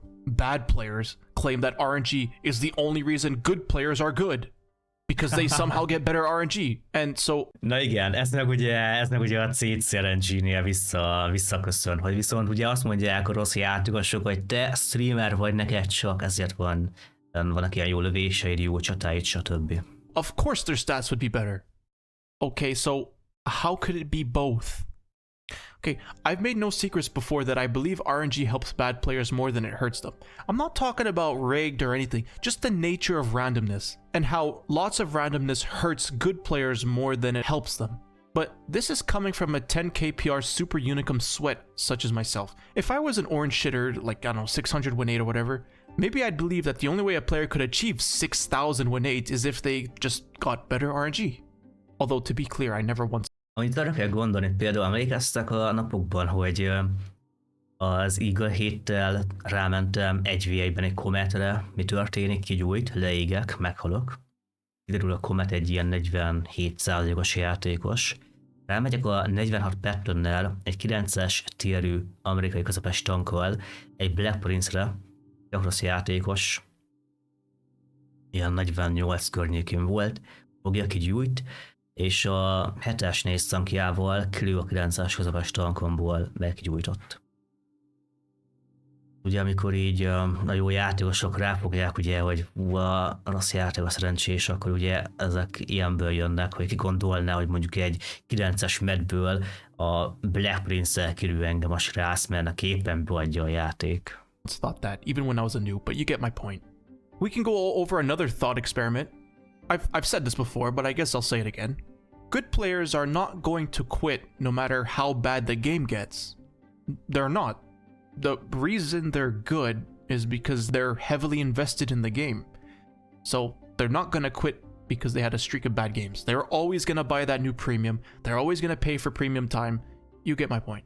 Bad players are usually casual players. If the game treats them poorly, they'll just stop playing. They'll get up and touch grass or play a different game. So it is in wargaming. Igen, de tipikusan azok, hogy így felbrítják, az, hogy fuck this shit, man. És akkor így elmentem Warhammerözni. Legutóbb így pont volt egy ilyen téma, hogy mondták az emberek, fú, ez a World of Tanks milyen hitvány játék, és inkább elmentünk Warhammerözni. Én meg közben játszom ugye a 752-vel, prorokkán, feszülök, görcsölök, próbálok harcolni, igen. Igen. Úgy van ebben is igazság, hogy egy átlag játékos, hogyha nem mondja neki a játék, akkor azt mondja, hogy hát fuck this shit, man, és akkor elmegy Warhammerözni. It's best interest to cater to the bad players to keep them invested in the game. So what does that mean? Do shitters get better RNG? No. It just means that the nature of randomness means that anybody can get lucky, and getting lucky is more important to bad players than it is useful for good players. Alright, so another conspiracy I've heard comes from Jingles. Oh! He said that premium... Na várjál. Igen, az árnyék nerfelések. Aha, Shadow Nerfs, lássuk. Tanks perform better when they are first released, then they are secretly nerfed after they're no longer... Na, ebben viszont brutálisan sokan hisznek. Abban, hogy van egy tank, és a wargaming ugye titokban gyengíti a tankokat. Tehát mennyire hallottam, hogy a lőve már nem olyan jó, mint régen volt, stb. Amúgy nem tudom, hogy Kemsnek mi a vélemény erről. Én azt gondolom a Shadow Nerfökről, hogy nem léteznek, hogy ilyenek nincsenek. Szerintem a tank paraméterében nem fog gyengülni. Nem inkább ugye maga a környezet az, ami megváltozik. Ez a környezet, ami ugye körbeszi a tankot matchmaking szinten, ellenfelek szinten, csapattársak szinten. Mondjuk van egy lőve, ami nagy, stb. És régebben volt riválisom mondjuk egy IS-3, egy királytigris, most mi itt a T-56, BZ, veszélyesebb tankok, erősebb tankok, gyorsabb tankok, és egyszerűen intézik mondjuk a lővét, vagy a Defender, vagy bármelyik másik tankot. Igen, ezt tudom, ez egy nagyon népszerű ilyen vélemény itt a magyar közösségen belül is egyébként. Longer being sold. Well, this is completely anecdotal. I don't know what else. Ja igen, és akkor az egész abból indul ki, tehát ez az elméletünk alapja, hogy azért van ez, mert amikor a Wargaming kiadja a tankot, akkor mindig erősre megcsinálják, hogy amikor ugye a videós majd játszik, amikor a játékos játszik, meg azt mondja, hogy fú, ez a milyen király, csak idővel ugye elgyengül, mert már ugye ki kell jönni az új OP Premium tanknak. To tell you, the only way to test this would be to track performance when a tank first comes out, then later compare it to how it performs after an arbitrary amount of time. I don't know, a week, a month, a year. Allow me to respond to this anecdotal claim with my own anecdotal evidence. as you guys know, I used to make fun of the Barask for being trash because of its horrific gun handling. I genuinely hated it, and I believed it sucked ass. However, me and a buddy played it recently. És akkor még tényleg ugye új legénységi skillek bejöhetnek a játékba, új felszerelések. Szerintem rengeteg olyan tank van, ami például most ebben a metában azért kezdett el jobban működni, például a T95-ös, mint a régebben, vagy akár a TS5 jobban, mint a régebben, vagy akár a Boroskóra jobban, mint a régebben. Régebben mi volt? Minden tankra rápattintottál egy ventit, egy törvénygyorsítást, egy végstabot, és ennyi. Nagyjából minden tankkal erre mentél, maximum lecserélted a ventilátort egy optikára. Na most rá tudsz pattintani egy ilyen lassú TD-re, mint a T95-ös, TS5, egy turbót, tehát még gyorsabban megy, egy HP boostert nem terekedik le, és akkor ott vagy, hogy nem igazán tudják mondjuk a T95-öst megállítani, mert ugye megy, nem tud trekkelni, több a HP alá szappál, gyorsabban javít, és ugye az megint meta.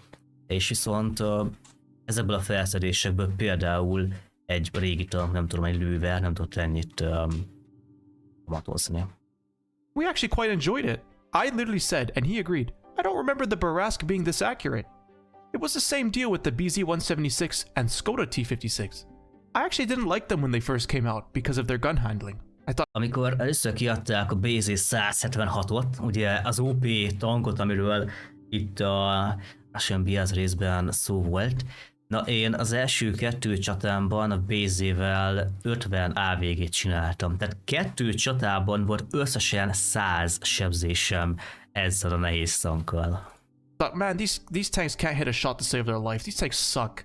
But after a few months, I felt that they weren't so bad, and I came to enjoy them a lot more. Szóval nem Shadow nerfök vannak, hanem Shadow buffok vannak, chat. Tessék.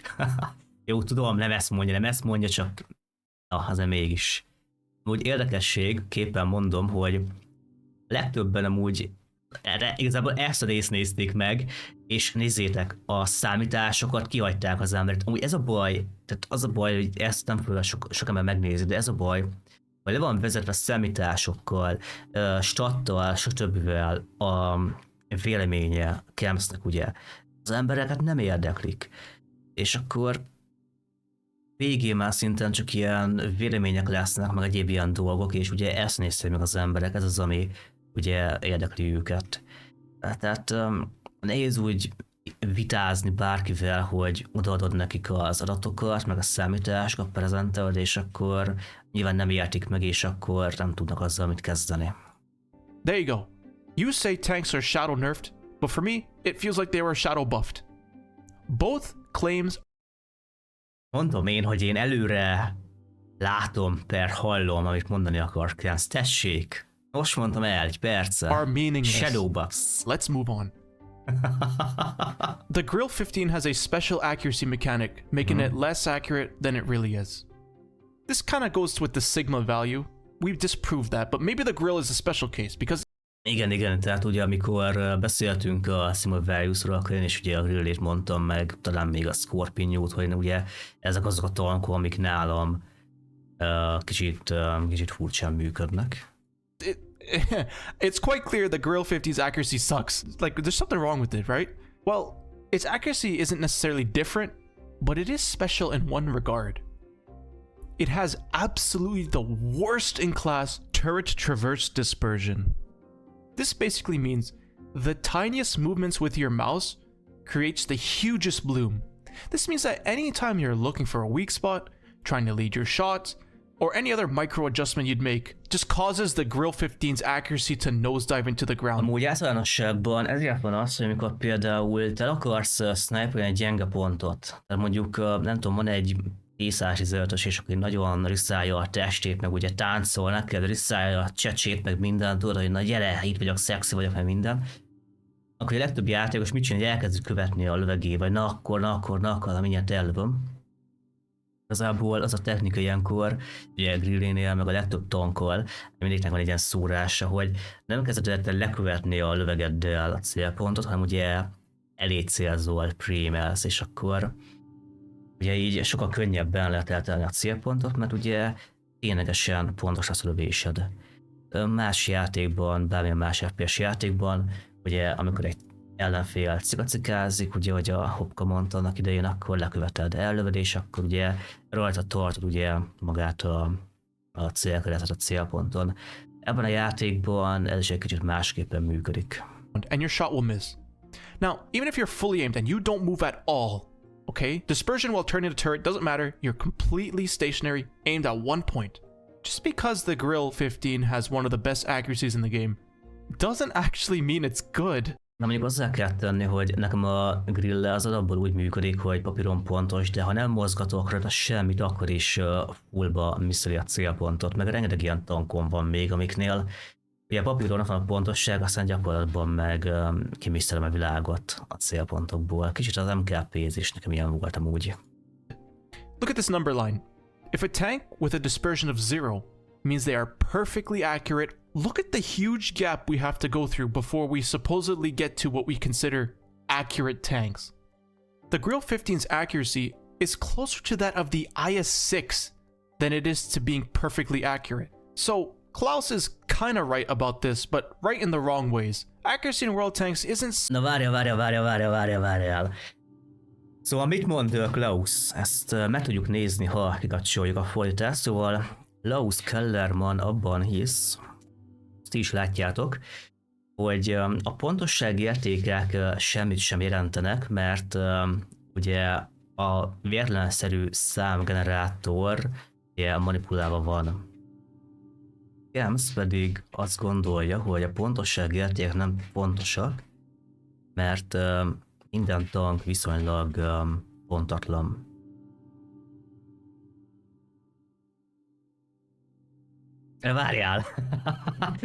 Várjál!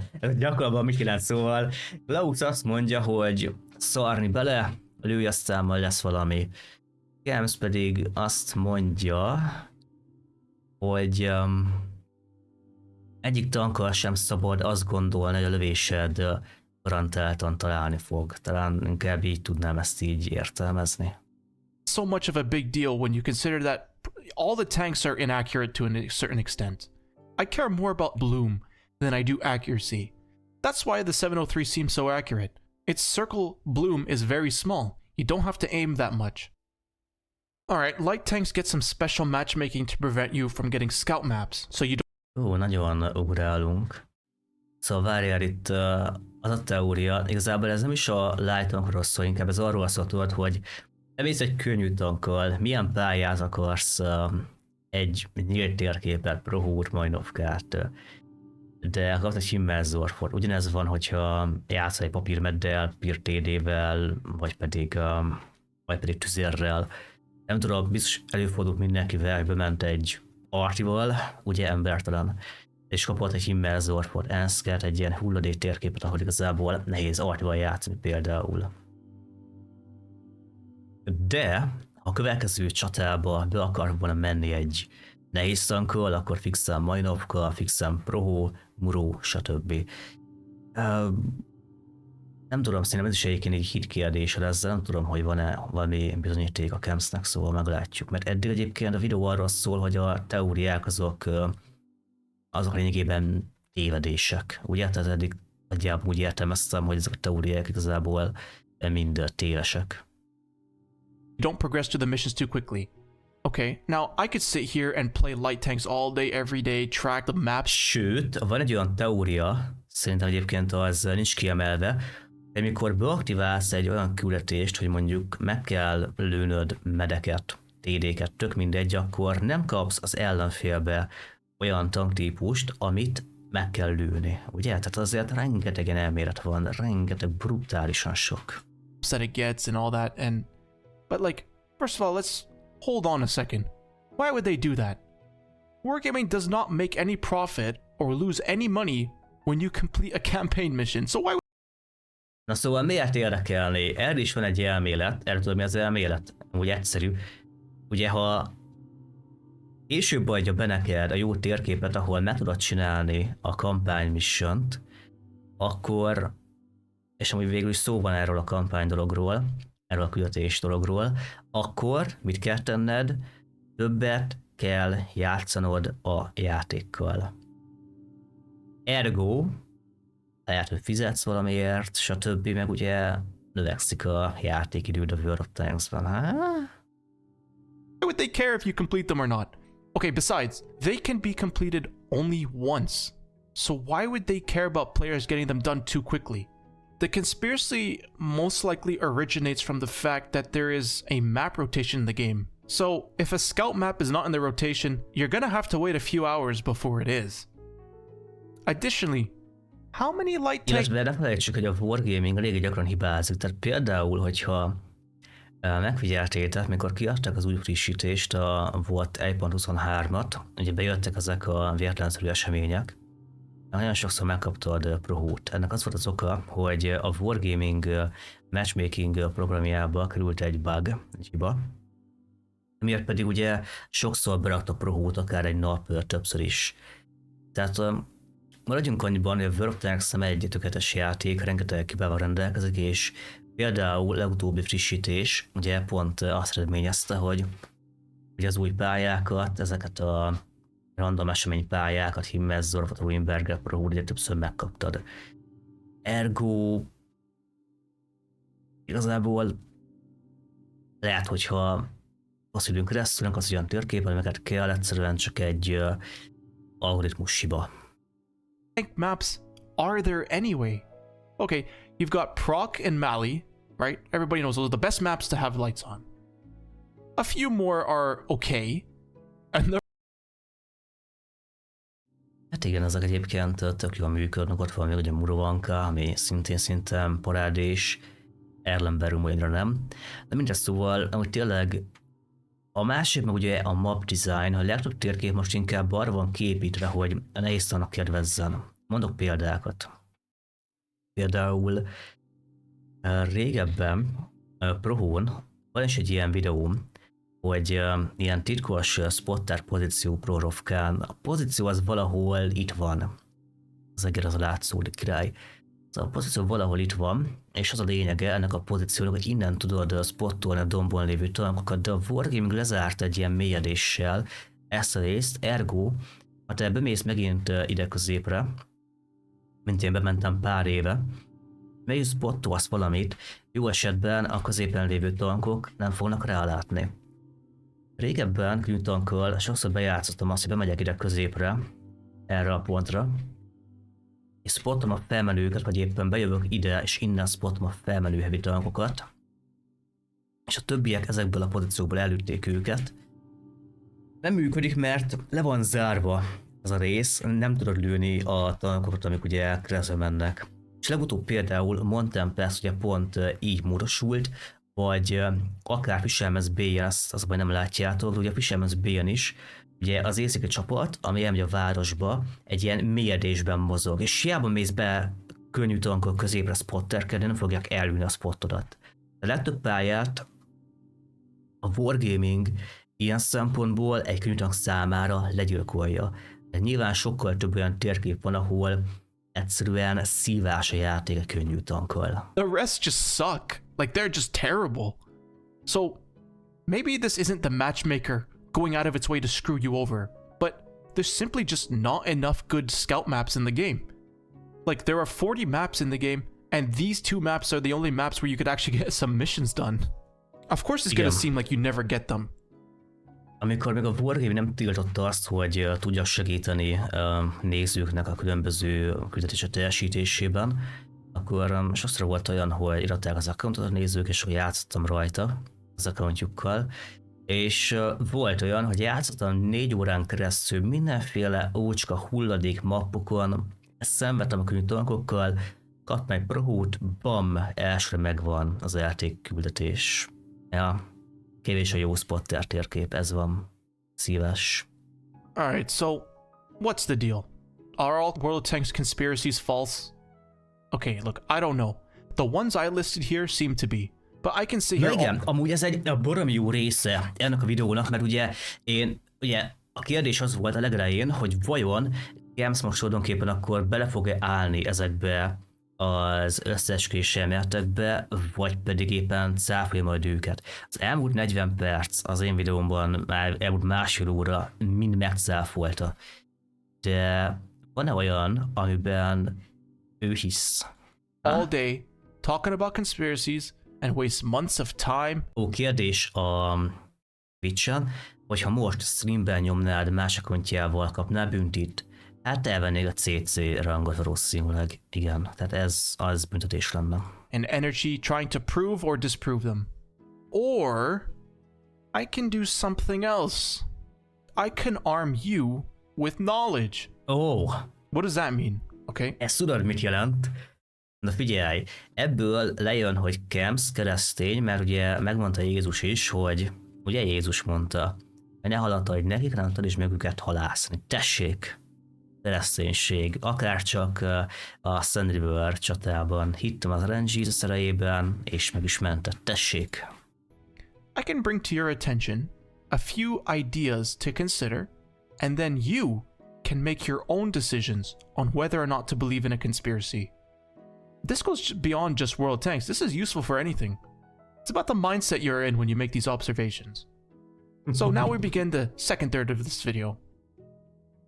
When I talk about mindset, it's not your grind set. I'm referring to how you process information, which then leads to you developing a set of beliefs, right? Okay, it's a trap many of us fall into, and it's a big problem not just... Igen, kicsit belolvasom egyébként ebbe, hogy mi a fordítás. Amúgy a fordítás úgy szerintem ilyen 90%-ban korrekt. Lehet, hogy lesz egy-két olyan dolog, amit így a fordítás rosszul ír ki, de szerintem nagyjából mindenki érti a videó témájának a lényegét.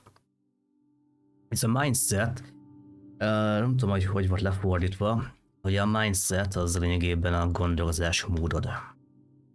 in world tanks. Okay, let me begin by introducing you to the first concept I want you to understand. Frequency illusion, put simply, is when you first learn about something, you start to notice it more often. When someone tells you popping a credit booster will result in worse matchmaking, you start to pay attention to the matchmaking after you pop a credit booster. Now Igen, felvettél egy hitelfokozót, szóval azt mondja, jó, kicsit belolvasok ebbe, mert látom, hogy néha a fordítás amúgy teljesen félremegy. Szóval igazából az a lényeg, hogyha neked valamit mondanak, és ez az első ismeret, akkor te elkezdesz figyelni, és ugye ez gyakrabban fel fog tűnni, mint bármi más.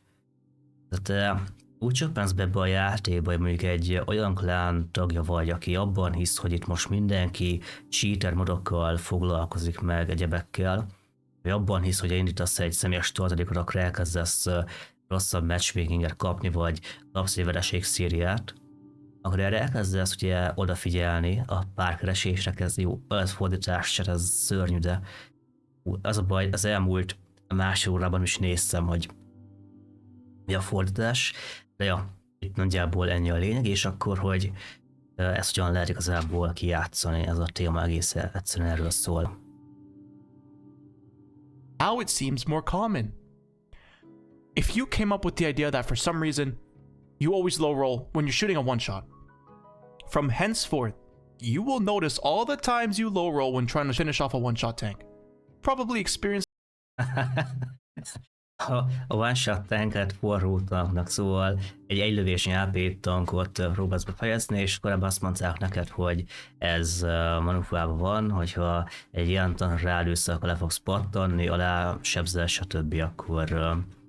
Akkor az ellenfél túlélni, mert ezzel megmenti a wargaming az ellenfet, akkor erre odafigyelsz, és akkor ez fel fog tűnni, és akkor is elkezdesz ebben hinni. Lényegében erről van szó. this outside of World of Tanks. If you were talking about or thinking about a certain subject, then suddenly you notice a YouTube recommendation on that very subject. Okay, this is not the Na igen, ez meg ugye az.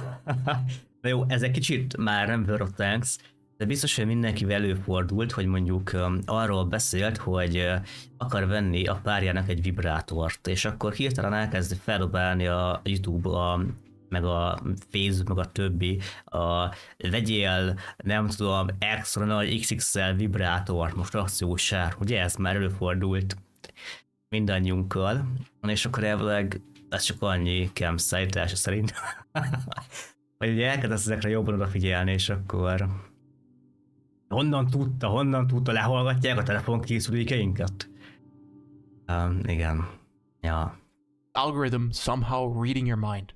It was going to recommend that video to you anyway, but now that you've previously thought about that subject, it being recommended to you now seems weird.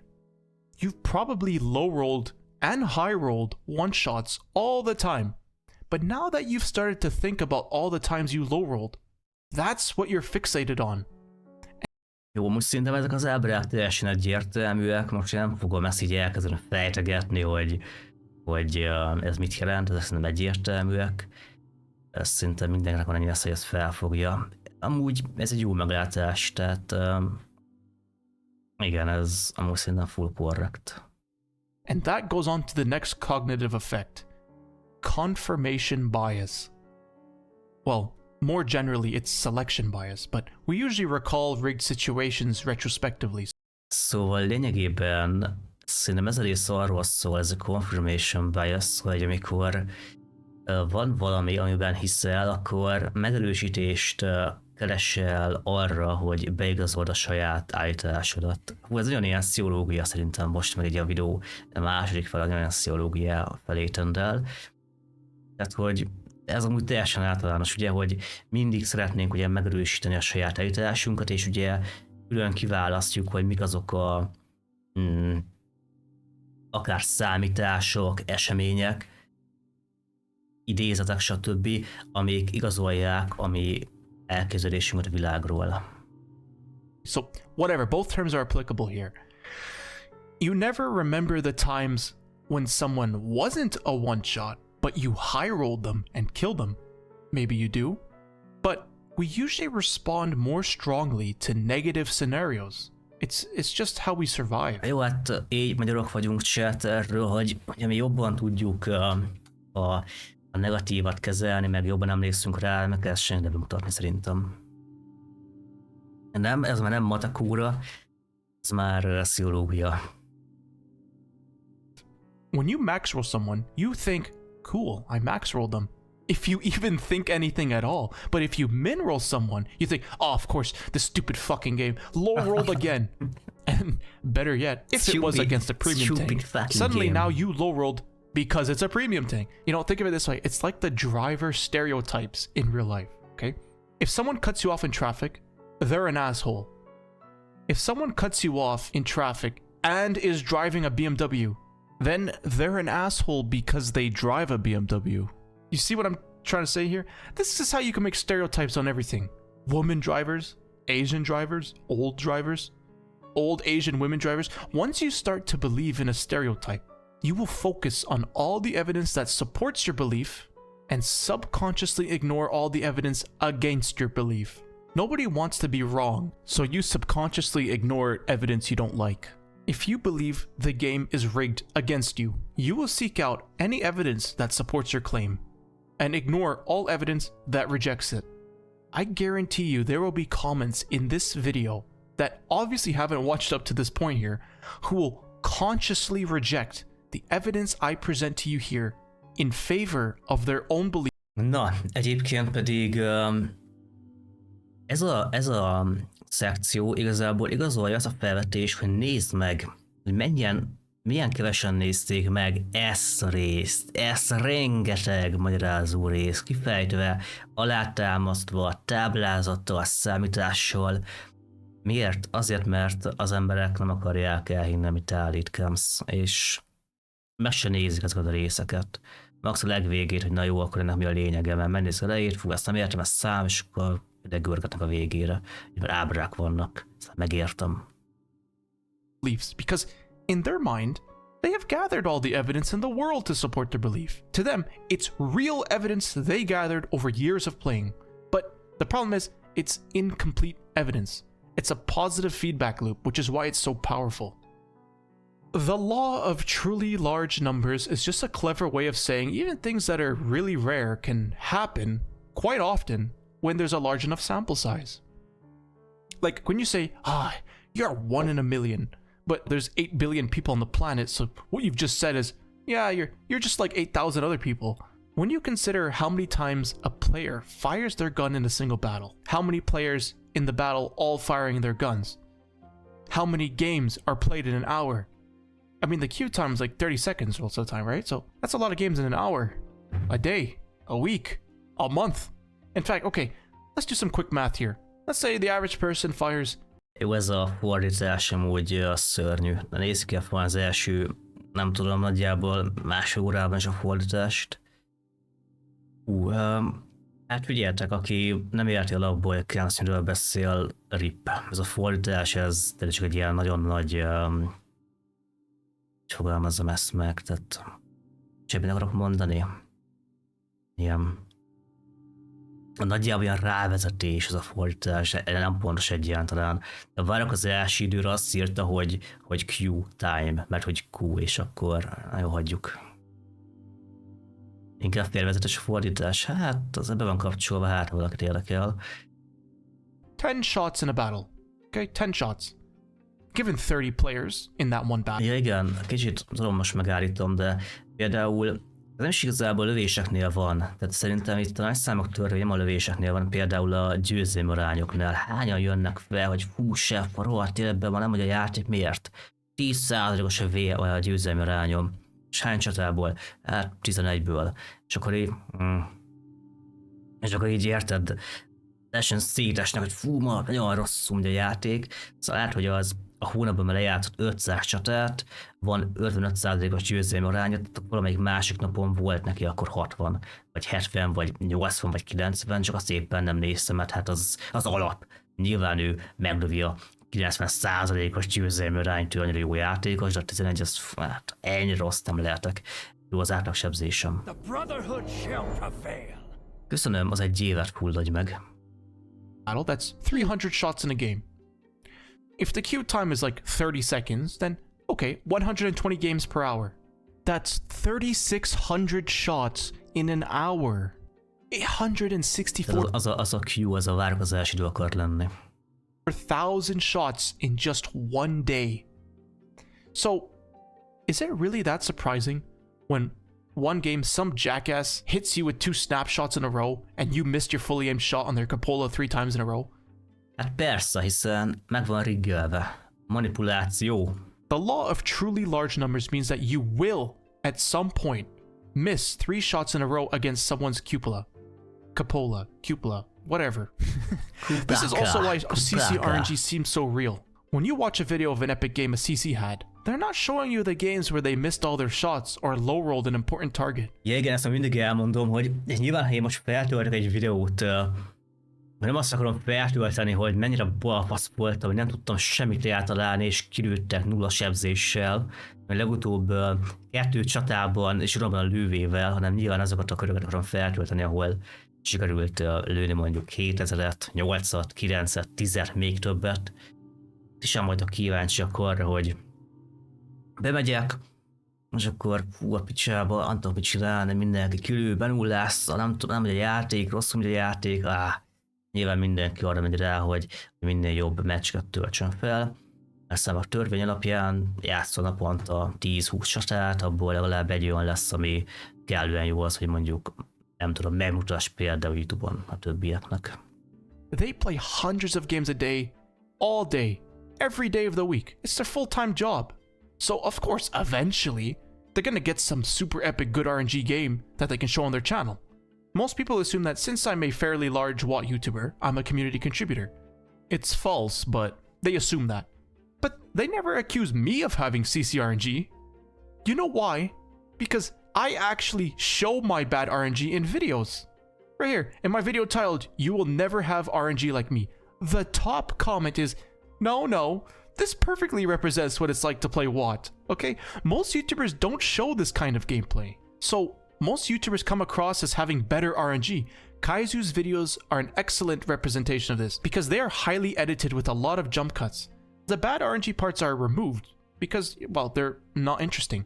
He only shows clips of him hitting the crazy shots, not missing. You can tell by how the ammo count changes between jump cuts that this is not the status quo for this guy. All right, these are the cherry-picked examples of getting good RNG. Igen, ez igazából az, amit akarsz meglátni, vagy megmutatni. Nyilván kajzó is, mert mindenki többnyire ugye a jobb mérkőzéseket akarja ugye mutatni. Na ez mi? Ez nem tudom mi, erre kíváncsi vagyok. Micsoda? Ez nem tudom mi. Okay, you've probably heard of Occam's razor. It's quite simple. The simpler solution is often the correct one.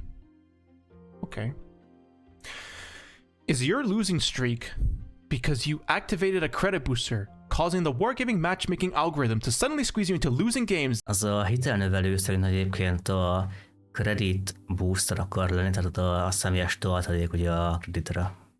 That using its highly advanced AI predetermined that the result would be a loss over the course of several games in a row in an attempt to stagnate your progress, which will then force you to play more and use more boosters in the future, which will require you to purchase them. Thus, the game has tricked you into buying more boosters, only for those boosters to be the reason that you're not progressing and thus in need of even more boosters! Komolyan? Or you had a losing streak. Yeah, it's pretty useful at completely disregarding any batshit insane conspiracies people like to come up with. So, they all come together nicely to create pretty much all of Watt's conspiracies. Mert ugye ezt mindig elmondom nektek, hogy mindig van alapja ugye ezeknek az elméleteknek, tehát hogy belegondolsz, akkor van értelme, tehát hogy el lehet hinni, ha hinni akarsz benne, van értelme, hihetőek. Ezek minden épülnek fel. Frequency illusion means that now that you're paying attention to it, whether that be because someone told you or your pattern recognizing brain picked up on a perceived pattern, the situations where you miss, for example, 3 fully aimed shots in a row seem more frequent. Selection bias, and by extension confirmation bias, means that you now remember all the times you missed your fully aimed shots in a row, while ignoring all. Amúgy maradjunk annyiban, hogy sok esetben ugye azért épülnek fel az ilyen konteók, mert az embernek egyszerűen nincs olyan tudása egy témával kapcsolatban. Például mekkorát szólt, nem tudom, pár héttel korábban a médiában az, hogy ugye Norberő adta a Hajdú Peti műsorában, hogy nem is volt hordaszállás, meg hogy ez így nem működik, meg hogy igazából az egészet eljártották a stúdióban, stb. És elmondta, hogy nincs közel, meg stb. Hogy nyilván például legtöbb embernek lövés nincs arra, hogy hordaszállás most akkor az hogy nézett ki. De megkérdezni átlag embert nem tudná megmondani. Én sem, te sem, senki, nyilván Norbi sem, de neki volt erről egy elképzelése. És azóta rengeteg ilyen videó jött színészektől, videósoktól, hogy ők elmondják, hogy valójában a hordaszállás hogy nézett ki. Nyilván ők sem tudták, ez így fejből, nyilván utána néztek a témának, és akkor itt elmondják, hogy ne, ez így volt. És akkor lényegében ez ugye arra volt jó a számunkra, hogy egy alapvetően ostoba felvetés alapján, amit amúgy szerintem senki sem tudott volna ott abban a helyzetben okosabban elmondani. De most engem így megkérdeznének, vagy téged, vagy bárkit, hogy akkor a hordaszállás, ez most így hogy volt, akkor nem tudnánk így elmondani, hogy ez azért volt, meg azért. De többen megtették, erről csináltak videókat, ezt feltöltötték, és ugye így lényegében az emberek tájékozódtak. Tehát most kicsit visszaszállunk a Földre, a Holdról. A legtöbb ember nem tudná levezetni, hogy most akkor hogy számoljuk ki azt, hogy van-e, nem tudom, CCRNG, van-e szerencséje a szovjeteknek, ezt nem tudjuk megmondani, de a sok hülye ember miatt, akik előadják a saját hülye elméletüket erről, meg konteóznak, miattuk egy ilyen videó például létrejöhet, ami egyébként megadja az információt nekünk, akik most szintén nem tudunk erről semmit valószínűleg, nem tudnánk levezetni. Valószínűleg Kemsz is utána nézett ennek, és akkor beleást meg a témába, gondolom ő se úgy kelt fel, hogy most akkor ilyen számításokkal, kisújból egy csetintéssel ezt kirázza, de egyszerűen sok hülye ember azt okozta, hogy egy ilyen videó, egy ilyen lényegében oktató per ismeretterjesztő videó ugye létrejöhetett. Tehát az a lényeg ennek, hogy igazából szükség van valamilyen szinten ezekre a hülye emberekre, akik még sokat is beszélnek, mert ugye miattuk tudja az a nagy csendes többség megszerezni az információkat, per odafigyelni ezekre a témákra, akik amúgy szintén nem tudnának okosabban megszólalni, csak legalább annyi eszük van, hogy hallgatnak. All the times you actually did hit that cupola 3 times in a row. This is how conspiracies are made, and the lack of Occam's razor means that instead of saying, that's just a coincidence, you instead convince yourself the most outlandish theory must be true because, well, saying something is a coincidence just isn't as comforting. Alright, for the last third of this video, I'm going to talk about some components. There seems to be 3 components that create the World of Tanks phenomenon, which I will lay out here. Okay? Na nézzük. The game. Na várjál, ajajaj, 2 választhatsz. Vagy van pénzed, és hotozol, de akkor viszont nem vagy 100-as, vagy van pénzed, és 100-as vagy legalábbis van gógyid, de akkor ugye tudod, hogy nem szabad vottal játszanod, hát igen, ez szívás. Még nincs jó választás. Vagy pedig nem vagy agyilag sérült, votozol, csak le vagy égve. Hát talán még egyébként... Hát igazából... Na jó, hagyjuk ezt a témát, menjünk tovább. The actual gameplay of World of Tanks is quite strange. Never has there been a competitive game, at least I don't know of, with so much RNG involved. Okay, you fire your gun.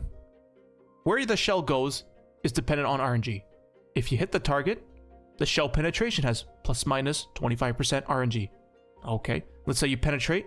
The damage you do now has a plus or minus 25% RNG. Then there are the crits. Even if you are specifically aiming for them, there's pretty much a completely random chance of them happening. Okay, artillery fires at you. It either misses completely or direct hits your engine deck, both fully aimed. Either way, the damage that it does ranges from nothing. Ebben a játékban minden véletlenszerű, tehát ebben a játékban szerintem az egyetlen olyan dolog, ami nem random, az a látótávolság. Nem a látótávolság, hanem a spotrendszer működése. Na az az egyetlen valószínűleg, ami lehet kalkulálni. Sebzéssel, penértékekkel, lövések pontosságával nem. Csak a látótávolság, hanem csak a fedrítés az, ami valamilyen szinten fix ebben a játékban. To massive damage and a fire. A 183mm Hesh round hits the turret front, does 100 splash damage. Okay. The shell detonates 1 inch lower on the engine deck. 1000 splash damage. The shell hits 1 inch to the right. 0 damage. Ez a fröccsenés sebzés, ugye az akar lenni, csak még néha elmondom, mert a folytatás néha nagyon-nagyon fura. A kagyló, ugye az a shell akar lenni, az maga a lövedék. Tehát a fröccsenés az ugye a területi robbanási sugár. Jó? Tehát ez a fröccsenés, csak a folytatás az kicsit ilyen furcsa. Damage. Armor not hit. The entire 183mm shell of explosives just disappears. You drive off a cliff. You take 0 damage and an orange track. Or you take 1000 damage and half your modules are gone. The more that RNG is involved in the game, the more room there is to find weird patterns and make up conspiracies. People will pick up on... Na jó, leteszem, hogy csak elmondom, mert most még figyelek a folytatásra, akkor ebből nem lesz semmit felfogni. A sok fröccsentés meg kagyló lényege, hogy a voton belül minden véletlenszerű. És mivel nagyon sokáig játszunk egy olyan környezetben, ahol minden véletlenszerű, kivéve mondom a látótávolság, ezért olyan fura mintákat, mint ugye itt a ábrámban lehet találni. Mondjuk minden lövésed bemegy például 10-9, pont nem látjátok, amit mutatok, akkor nézzük a közepét. 0-0, minden mellé megy lepattant. 10-10-10, minden bement, minden penetrált, minden tomórákkel, és zsinórban 3-at gyújtottál egy csatában, stb. Rengeteg ilyen fura mintát lehet találni, mert minden véletlenszerű és előbb-utóbb valami feltűnik majd az embernek. random patterns that emerge and try to make sense of them. That's just the side effect of randomness. Speaking of people, it doesn't exactly help that the World of Tanks players are interesting. I mean, there's a game mechanic where you can be moderately competitive with just a mouse click every minute. That's not even a hyperbole. You don't need a keyboard when you can shoot anywhere on the map. This is talking about artillery. So if boomer shooters are fast-paced, high-action gameplay, then World of Tanks is quite the opposite of that. Funnily enough, attracts the same crowd, boomers. But it is important to understand what kind of people this game attracts. So Mondom, ezeket a képeket amúgy tökre bírom. Nem fogom most így megnézni, utólag majd beletekergetek ebbe, de ez amúgy tök jól néz ki. these two synergize pretty well. Instead of yelling at... Na, a videó lényeg nem az, hogy a játék nagy része nem tud játszani. Amúgy az is igaz, hogy valóban nem tudnak játszani, de hogy nagyon rossz, hát nem tudom, a megértése az embereknek rengeteg témában. Ez nem tudom miért van. Azt megfigyeltem, hogy például ha veszünk mondjuk egy iskolai környezetet, ahol azt mondják, hogy matek óra van, és akkor egy egyszerű matematikai feladatot kell megoldani, akkor az embereknek ez menni fog. Ha azt mondják, hogy nyelvtan van, jól kell írni a szavakat, menni fog. De ha azt a kettőt kombináljuk, a valóságban bármilyen szinten elhasonlnak. Ezt nem tudom miért, mitől van. Ilyen szinten az emberek szörnyen rosszak, és ez a videó meg rengeteg ilyen pszichológiai témát pedzeget. Tehát, hogy mi hogy működik az emberekben, amúgy szerintem tanulságos. CNN, they're yelling at wargaming. Fucking kill it, goddammit, now! You fucking goddamn piece of shit! On this game, but you still have 25%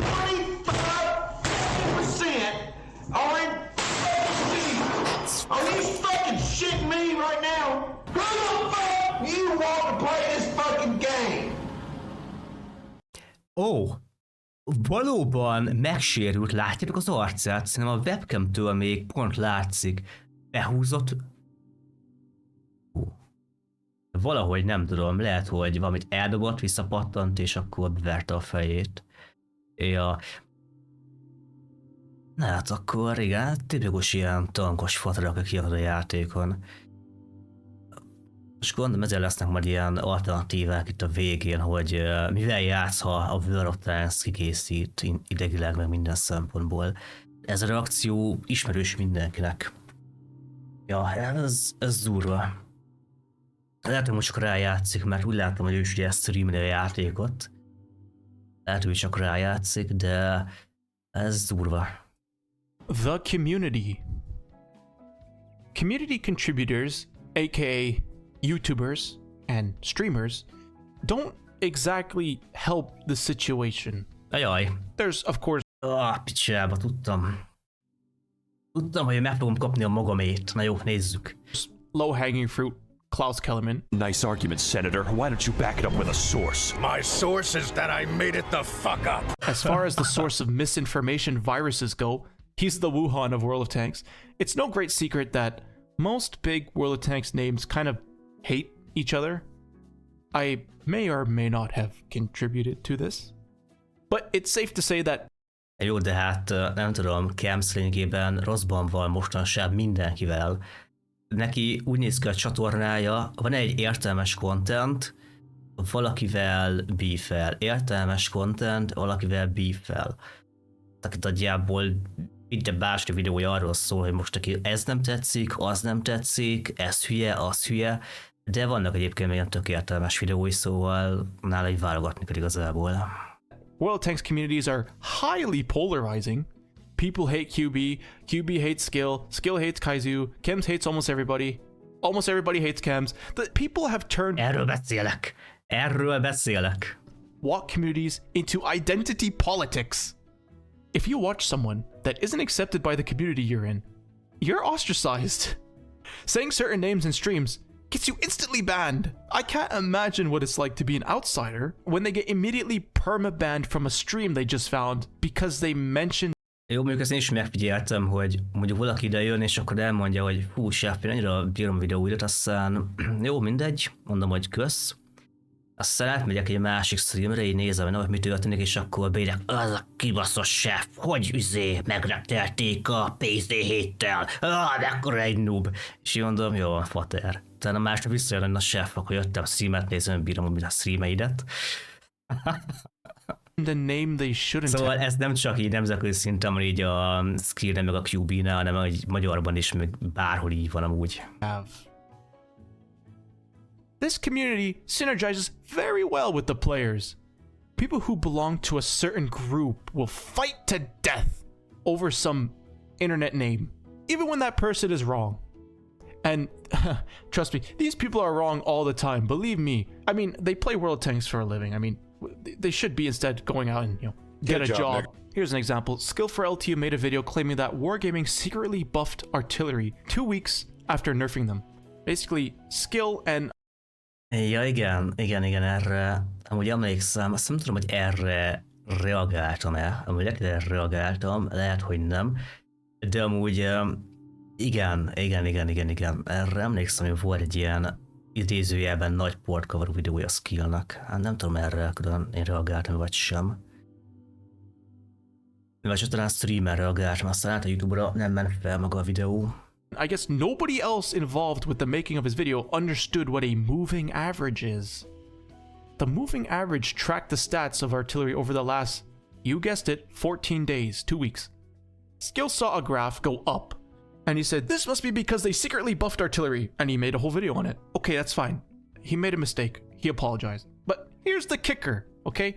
The official World of Tanks channel left a comment saying, oh, Skill, this is because of a moving average, not any sort of secret buffs. And his fucking comment section went wild, saying shit like, yeah, you were caught, stop lying, and oh yeah, stop making stuff up, Wargaming, we know you did this. I wonder if there's anything else he was wrong. Emlékszem, hogy volt videója a Skillnek arról, hogy milyen hibái vannak a játékban, hogyan kell jobbá tenni. És emlékszem, hogy olyan szinten estek nekem a Skill fanok, hogy én gúnyosan mosolygok Skillen, meg ilyenek, hogy hiába az volt a lényeg az egész videónak, hogy amúgy egyetértek azzal, amit Skill mond, csak az nem realitás, hogy mondjuk mi nem fizetünk a játékért, hiába ez a megoldás, hogy nekem jöttek az emberek, tehát vannak amúgy streamerek, akik körül van egy ilyen, nem mint egy ilyen vallási szekta kb. Tehát ez is ezt bizonyítja, hogy nem hittek a Wargamingnek, hogy amúgy ez egy mozgó változó, nem ugye Skillnek hittek, meg ugye védték, meg minden, és neki esett az egész közössége. Nekem is ez volt, hogy megcsináltam a Skill videót, és akkor beírták, hogy Scheff, kurva anyádat, gúnyosan mosolyogsz, miközben Skill beszél. Hát, ez ki. Worshippers believed without questioning. Guys, you can't be doing this. You blindly follow someone no matter what? Like, we call you NPCs for a reason. Who the fuck programmed you to worship these streamers? Igen, ez az NPC kifejezés amúgy eléggé gyakori így külföldön, meg mostanság így magyarban is van, olyan sokan jönnek el, és akkor nyomatjátok be ezt az NPC kifejezést.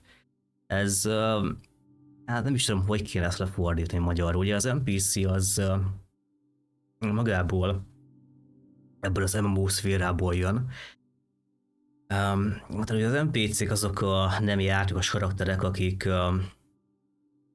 mondjuk ott állnak a sarkon, nem a sarkon, mert ezt félre fogják érteni az emberek, ott állnak mondjuk a kocsmán.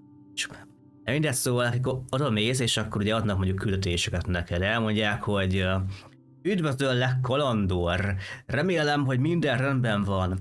Nem lenne kell levadászni 10 vaddisznót, egy csirket zombiért cserébe. Én meg rámész, hogy X-et, és akkor elfordod az ajánlatot. Az emberek pedig hát lényegében ilyen nem játékos karakterekként így nézik, és akkor imádják ugye a streamereket. Kell szokott ilyen 3D színeket készíteni, ezt szerintem az ő találmánya, ezt a Warren mit csinálta. There's like some sort of hive mind on who you can criticize and who you can't. And don't even get me started on Ken's derangement syndrome. On who you can criticize.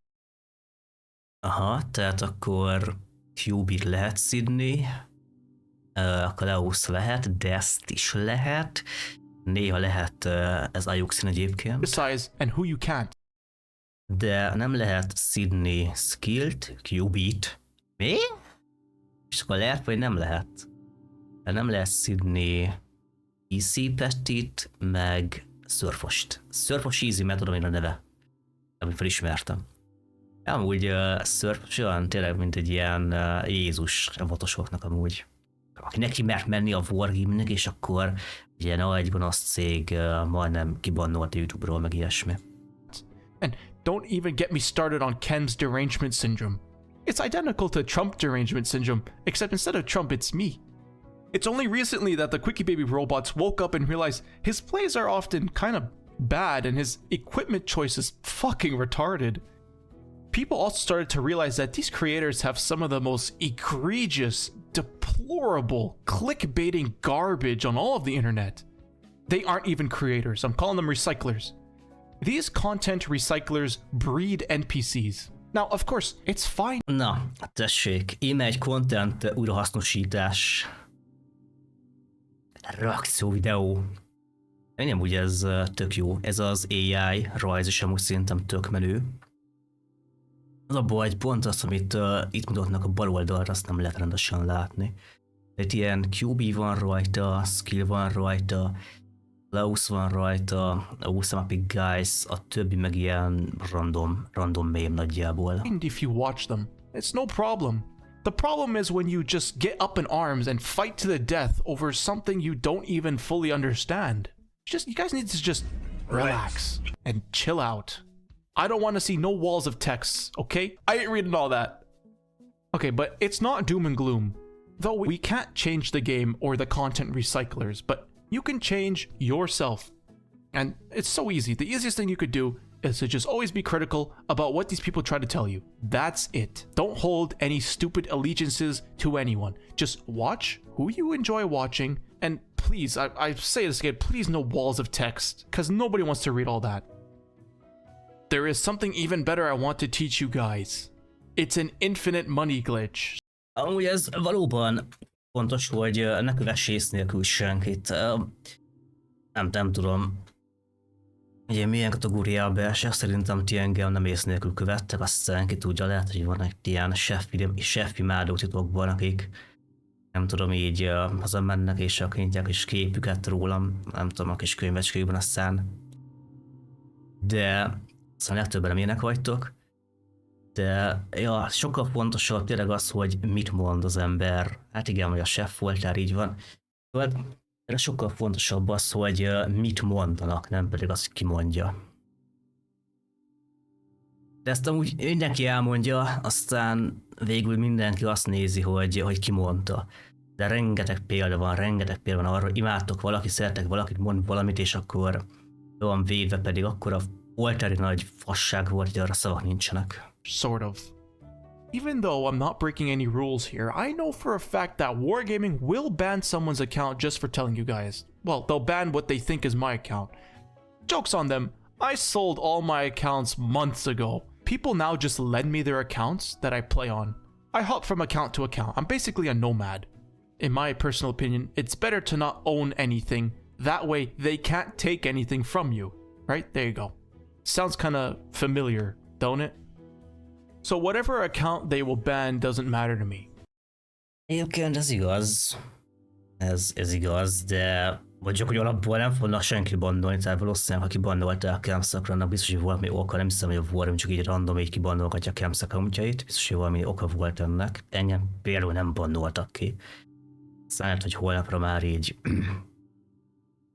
nem is szóval szerintem oka van annak, hogy kibannolnak. Hiszem csak, hogy random kibannolgatják az accountjait.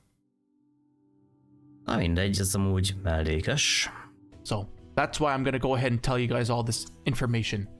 I just want to point out that for the longest time, Argentina accounts had a 90% discount on all World of Tanks goods. That's not a joke. 90% off. Na, When I had an account back... Tessék, chat, itt van a megoldás, amikor csináltam ezeket a videókat a különböző lárnyitásokra, akkor mindenki kérdezte, hogy hol lehet olcsóbbá tenni.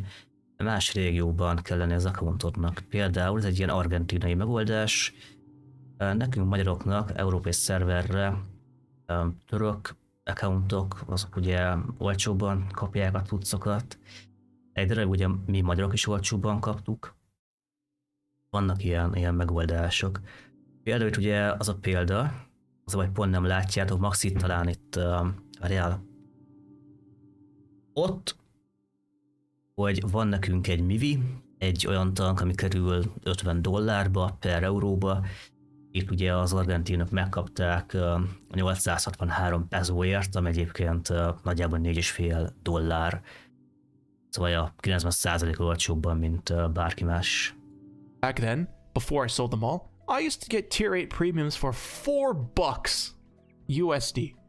A war chest was 2,000 ARS. That's Argentinian pesos. So 2,000 ARS is... Most nyilván senki nem menjen argentin accountot csinálni, mert ez nem lesz jó az EU szerver. Például egy törököt lehet csinálni, és akkor mondjuk arról giftelni magadnak, vagy ne, hagyjuk a témát. Nem mondod nektek ilyen tippeket. 571 USD for 25,000 gold. This is who Quickie Baby was referring to when he said someone spent $4,000 on Christmas loot boxes to get the object 283. They got themselves 1.2 million gold, 95,000 credits. They got themselves 300,000 resources, nearly 1,000 days of premium. But more importantly, they spent about $1,500 to $2,000 on these boxes. $4,400. So they spent $4,000 on loot crates. But spent 4,400 United States dollars. They didn't. They paid $400. Stop spreading lies. I know this because it was my buddies who got that many loot boxes. This is why my main account has around 700,000 gold, and my buddy has actually 1.4 million gold on his account. And we spent only a few $100s. This is also why I'm releasing this video right before the Christmas loot boxes. Need some cake? No. Why? Because I'm all out. Nem tudsz törökből kifteni magadnak magyarba? No fucking way. Amúgy lehet, hogy nem. Hát tessék, akkor rossz megoldás.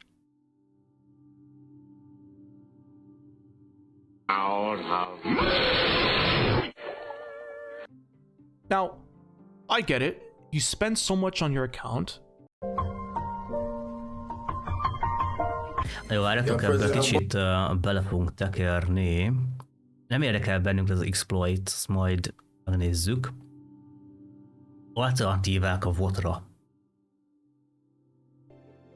I know there are people watching this that don't play World of Tanks anymore, or people that play World of Tanks only because there aren't any alternatives. Or is there? Vagy, ami nekem mindig mondanak a TikTokon, meg mindenhol, hogy feltöltök bármilyen votos kontentet, a War Thunder jobb.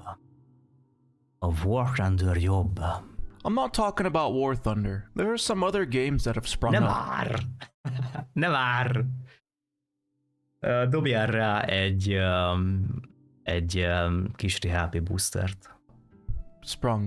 Sprocket. Sprocket is interesting and has great potential. However, the game doesn't have a massive amount of content just yet, but I think it's still worth a go. You've probably heard of Armored Warfare. That game had huge hype, but ultimately fell kind of short. Én az elsőt nem ismerem, így ez alapján bejátszás alapján nem egy nagy játék. Armored Warfare-t próbáltam, nekem a szerverek szénnél laggoltak. Ugye ez az a játék, ami nagyon hasonlít a World of Tanks-re, és ugye úgy próbálták meg még pár éve az embereket becsábítani, amikor a World of Tanks ugye már nem engedett többé megvásárolni a Type 59-et, a nagy OP prémtangot, akkor azt mondta az Armored Warfare felszóló csapat, hogy akkor ingyen adjuk, és akkor aki regisztrál, az kap egy Type-ot. De nem egy jó játék egyébként szerintem. Short and wasn't really interesting enough to keep players invested. Nem azt gondolom, hogy nem volt érdekes, mert igazából egy évben World of Tanks volt, inkább én azt gondolom, hogy hát nem volt meg az a hangulata, mint a VOT-nál. Ugye a VOT már elindult hamarabb, és egyszerűen aki VOT-tal játszott, az maradt a játéknál. Ráköltesz egy játékra több $1,000, több 100,000 forintot. Hiába hangzott el korábban, hogy ne birtokolj semmit, mert akkor ugye azok a hogy téged birtokolni fognak azért valamilyen szintre az embereknek, ugye csak megmaradt az, hogyha már vásároltak a accountjukra dolgokat, akkor inkább maradnak a játék, nem mennek el mással játszani. Is actually quite a fun game, even though it's unfinished. However, it's still a wargaming product, so I'd steer clear. Well, Ja, hogy ez akar lenni az a Project TV, vagy valami ilyesmi a neve. okay, I don't think I'd steer clear. I think you should give the game a go when it comes out, but just be wary about... A sorokban van valamilyen wargaming játék, amit így fejlesztenek, ilyen tankos jellegűt. Lehet, hogy ez lenne, az csak ki van blőrözve, mert hogy még ugye ND alatt el lehet. Wargaming's marketing tactics, right? The only other alternative I could find was a game called Steel Aces, which seems to combine War Thunder and World of Tanks mechanics with something like doing the damage when you shoot, which is a cool idea. It's still in very early development. Igen, hogy ez tényleg egy ilyen War Thunder volt kombó. Ugye arcade célkereszttel, gondolom ilyen szinten random, de ugye a lövés az elmegy valahova, és így mutatja itt a kis jobb oldalt, hogy amúgy hol látod el. Which is probably why you haven't heard of it. In the future, if everything goes well, I'll probably play and Steel Aces. Although if it doesn't have... Itt például a fát döntötte a lövés, ha nem tévedek. A grafika amúgy egészen kellemesnek tűnik. Hát igen, ez egy ilyen War Thunder volt keverék. Hát igen, egy ilyen mix. Have Argentina discounts, I won't be buying anything. I refuse to give Wargaming like that much money. I'll give them a little bit of money, but not that much. Instead, I'd rather support a small startup game like Steel Aces, since that game reminds me of old World of Tanks. Na, egyébként ugye beszéltem nektek arról, milyen jó lenne, hogyha a tankokat a garázsban, ilyen nagy hangárokban, garázsokban látnánk, de úgy, hogy belépsz a játékba, és akkor van egy ilyen nézet, és akkor rengeteg ilyen nagy hangár per garázson egymás mellett, és akkor így a tank kicsit kiállnak, tudod, mindig, és akkor így tudnál nézegetni, akár menni a hangárak között, és akkor, ha van egy csomó tank a garázsodban, akkor ugye nőne maga a terület. Ez tök jól néznek ki, egy ilyet csinálhatna a Wargaming. Tanks, which is why I'm attracted to it. They also seem to clown on Wargaming, so that's a bonus.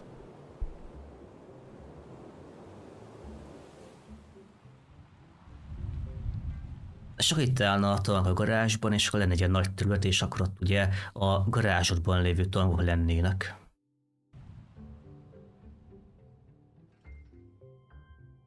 Konklúzió. Is World of Tanks rigged? Megtudjuk. Yeah, but not in the way you think it is. There is no secret... Na várjatok, én mit mondtam a legelején? Azt mondtam, hogy várjál, én mit mondtam a legelején erről? Valaki erre még emlékszik? Legelején. Én mit mondtam erről?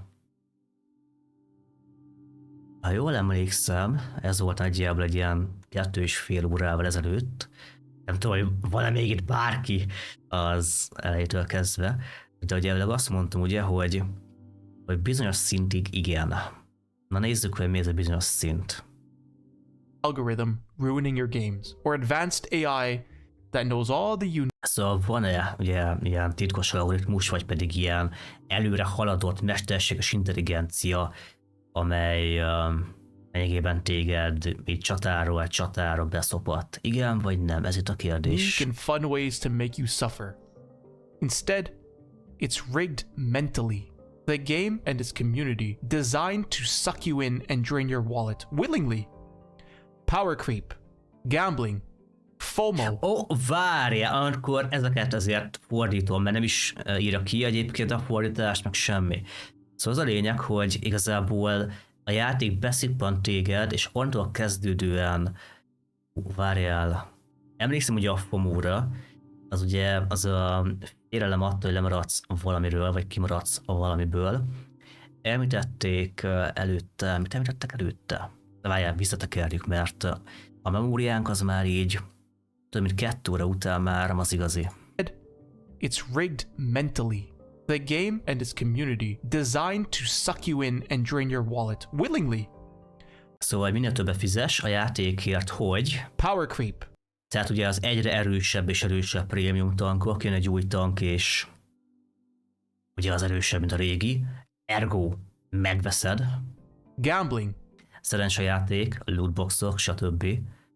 FOMO, the fear Ugye ezt mondtam nektek? of missing out, etc. Attól való félelem, hogy lemaradsz valamiről, vagy kimaradsz valamilyen eseményből. These are all Várjál, ez mi volt? effective ways of wiring your brain or rigging your brain into spending more money on stuff you didn't even need. Szóval, hogy igazából csak arra akar rávenni a játék, minél többet költsél, szóval ilyen szinten van manipulálva. Ez például dobozokkal nagyon jól lehet szemléltetni, ugye, hogy most ugye kiadott a Wargaming idén, vagy 160 dobozt, amihez még ugye rosszabb esetben kell venned 40-et, hogy mindenképpen megkapd ugye a 4 prémium talmat a ládekból, vagy 240-et, ami meg ugye már egy túlköltés.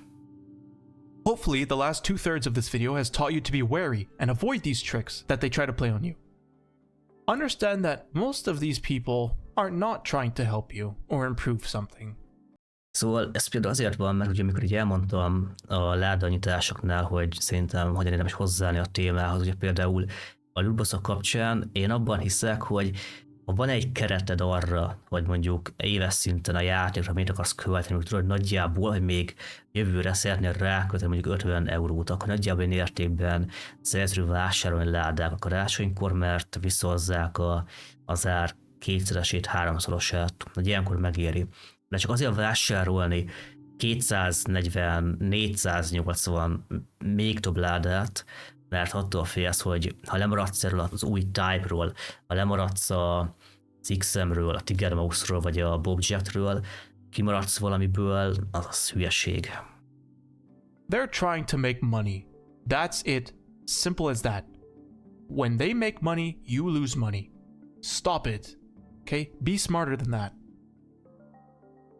Well, this was a very long and time-consuming video to make. My Why What Sucks video was 5,000 words. This was 9,000 words. This is the first time I've ever said this, and will probably be the last time I ever say this, but like, subscribe, and share the video to your friends. Now, okay, normally I don't care about things such as likes and subscribers because I'm not monetarily driven. Jó, oké, hát igazából ennyi a tanulságának a videónak. Figyeljetek, a Scamsnek rohadt hosszút elkészíteni, a maga a videó is rohadt hosszú lett. Reagálni a videóra nekem több volt, mint a videó duplája. Tehát valószínűleg nagyon sok mindent hozzáfűztem. Hogy Scams hogyan fog értelmezni ezt, hogy most akkor ezt megosztottam veletek, vagy pedig csak úgy hasznosítottam a contentjét, majd meglátjuk, reméljük, hogy nem akar meggyilkolni bennünket. Lehet, nem is tudja majd, hogy egy ilyen videó elkészült a csatornámon. Szóval, nem tudom, írjátok meg, mit gondoltok. Én nem számítok egyébként egy nagyon magas röptű kommentekre, mert ilyen témában mindig általában megírják, hogy macskos wargaming, csak a pénz számít nekik, vagy macskos wargaming, biztos, hogy manipulálnak, mert megtörtént velem, hogy, és akkor ilyentől kezdődő regényt írnak. De ha valaki megnézte ezt a videót, és ugye felesztől fel YouTube-ra, akkor nem tudom, valamivel mutassa meg, hogy végignézte, értelmezte, és esetleg valamit még tanult is ebből az egészből. Én pedig megköszönök a nézőktől a YouTube-on, szóval köszönöm mindenkinek a figyelmet, egy lájkot mindenféleképpen csapjatok ki, akár erre a videóra, akár Scamsnek a contentjére, egyébként a leírásba be fogom linkelni. Mindenképpen támogassátok az eredeti készítőjét ennek a videónak, megérdemli, ebben a videóban rengeteg meló volt. Ha nem tévedek, akkor legalább egy éves, talán 2 éves meló. Szóval ja, elég durva. Meccsen reagáltunk erre, meg ugye elmondtunk néhány gondolatot. Nos, igazából akkor tényleg ez minden, köszönöm a figyelmet, és tudjátok, a következő videóban majd megint találkozunk, addig sziasztok, ciao ciao.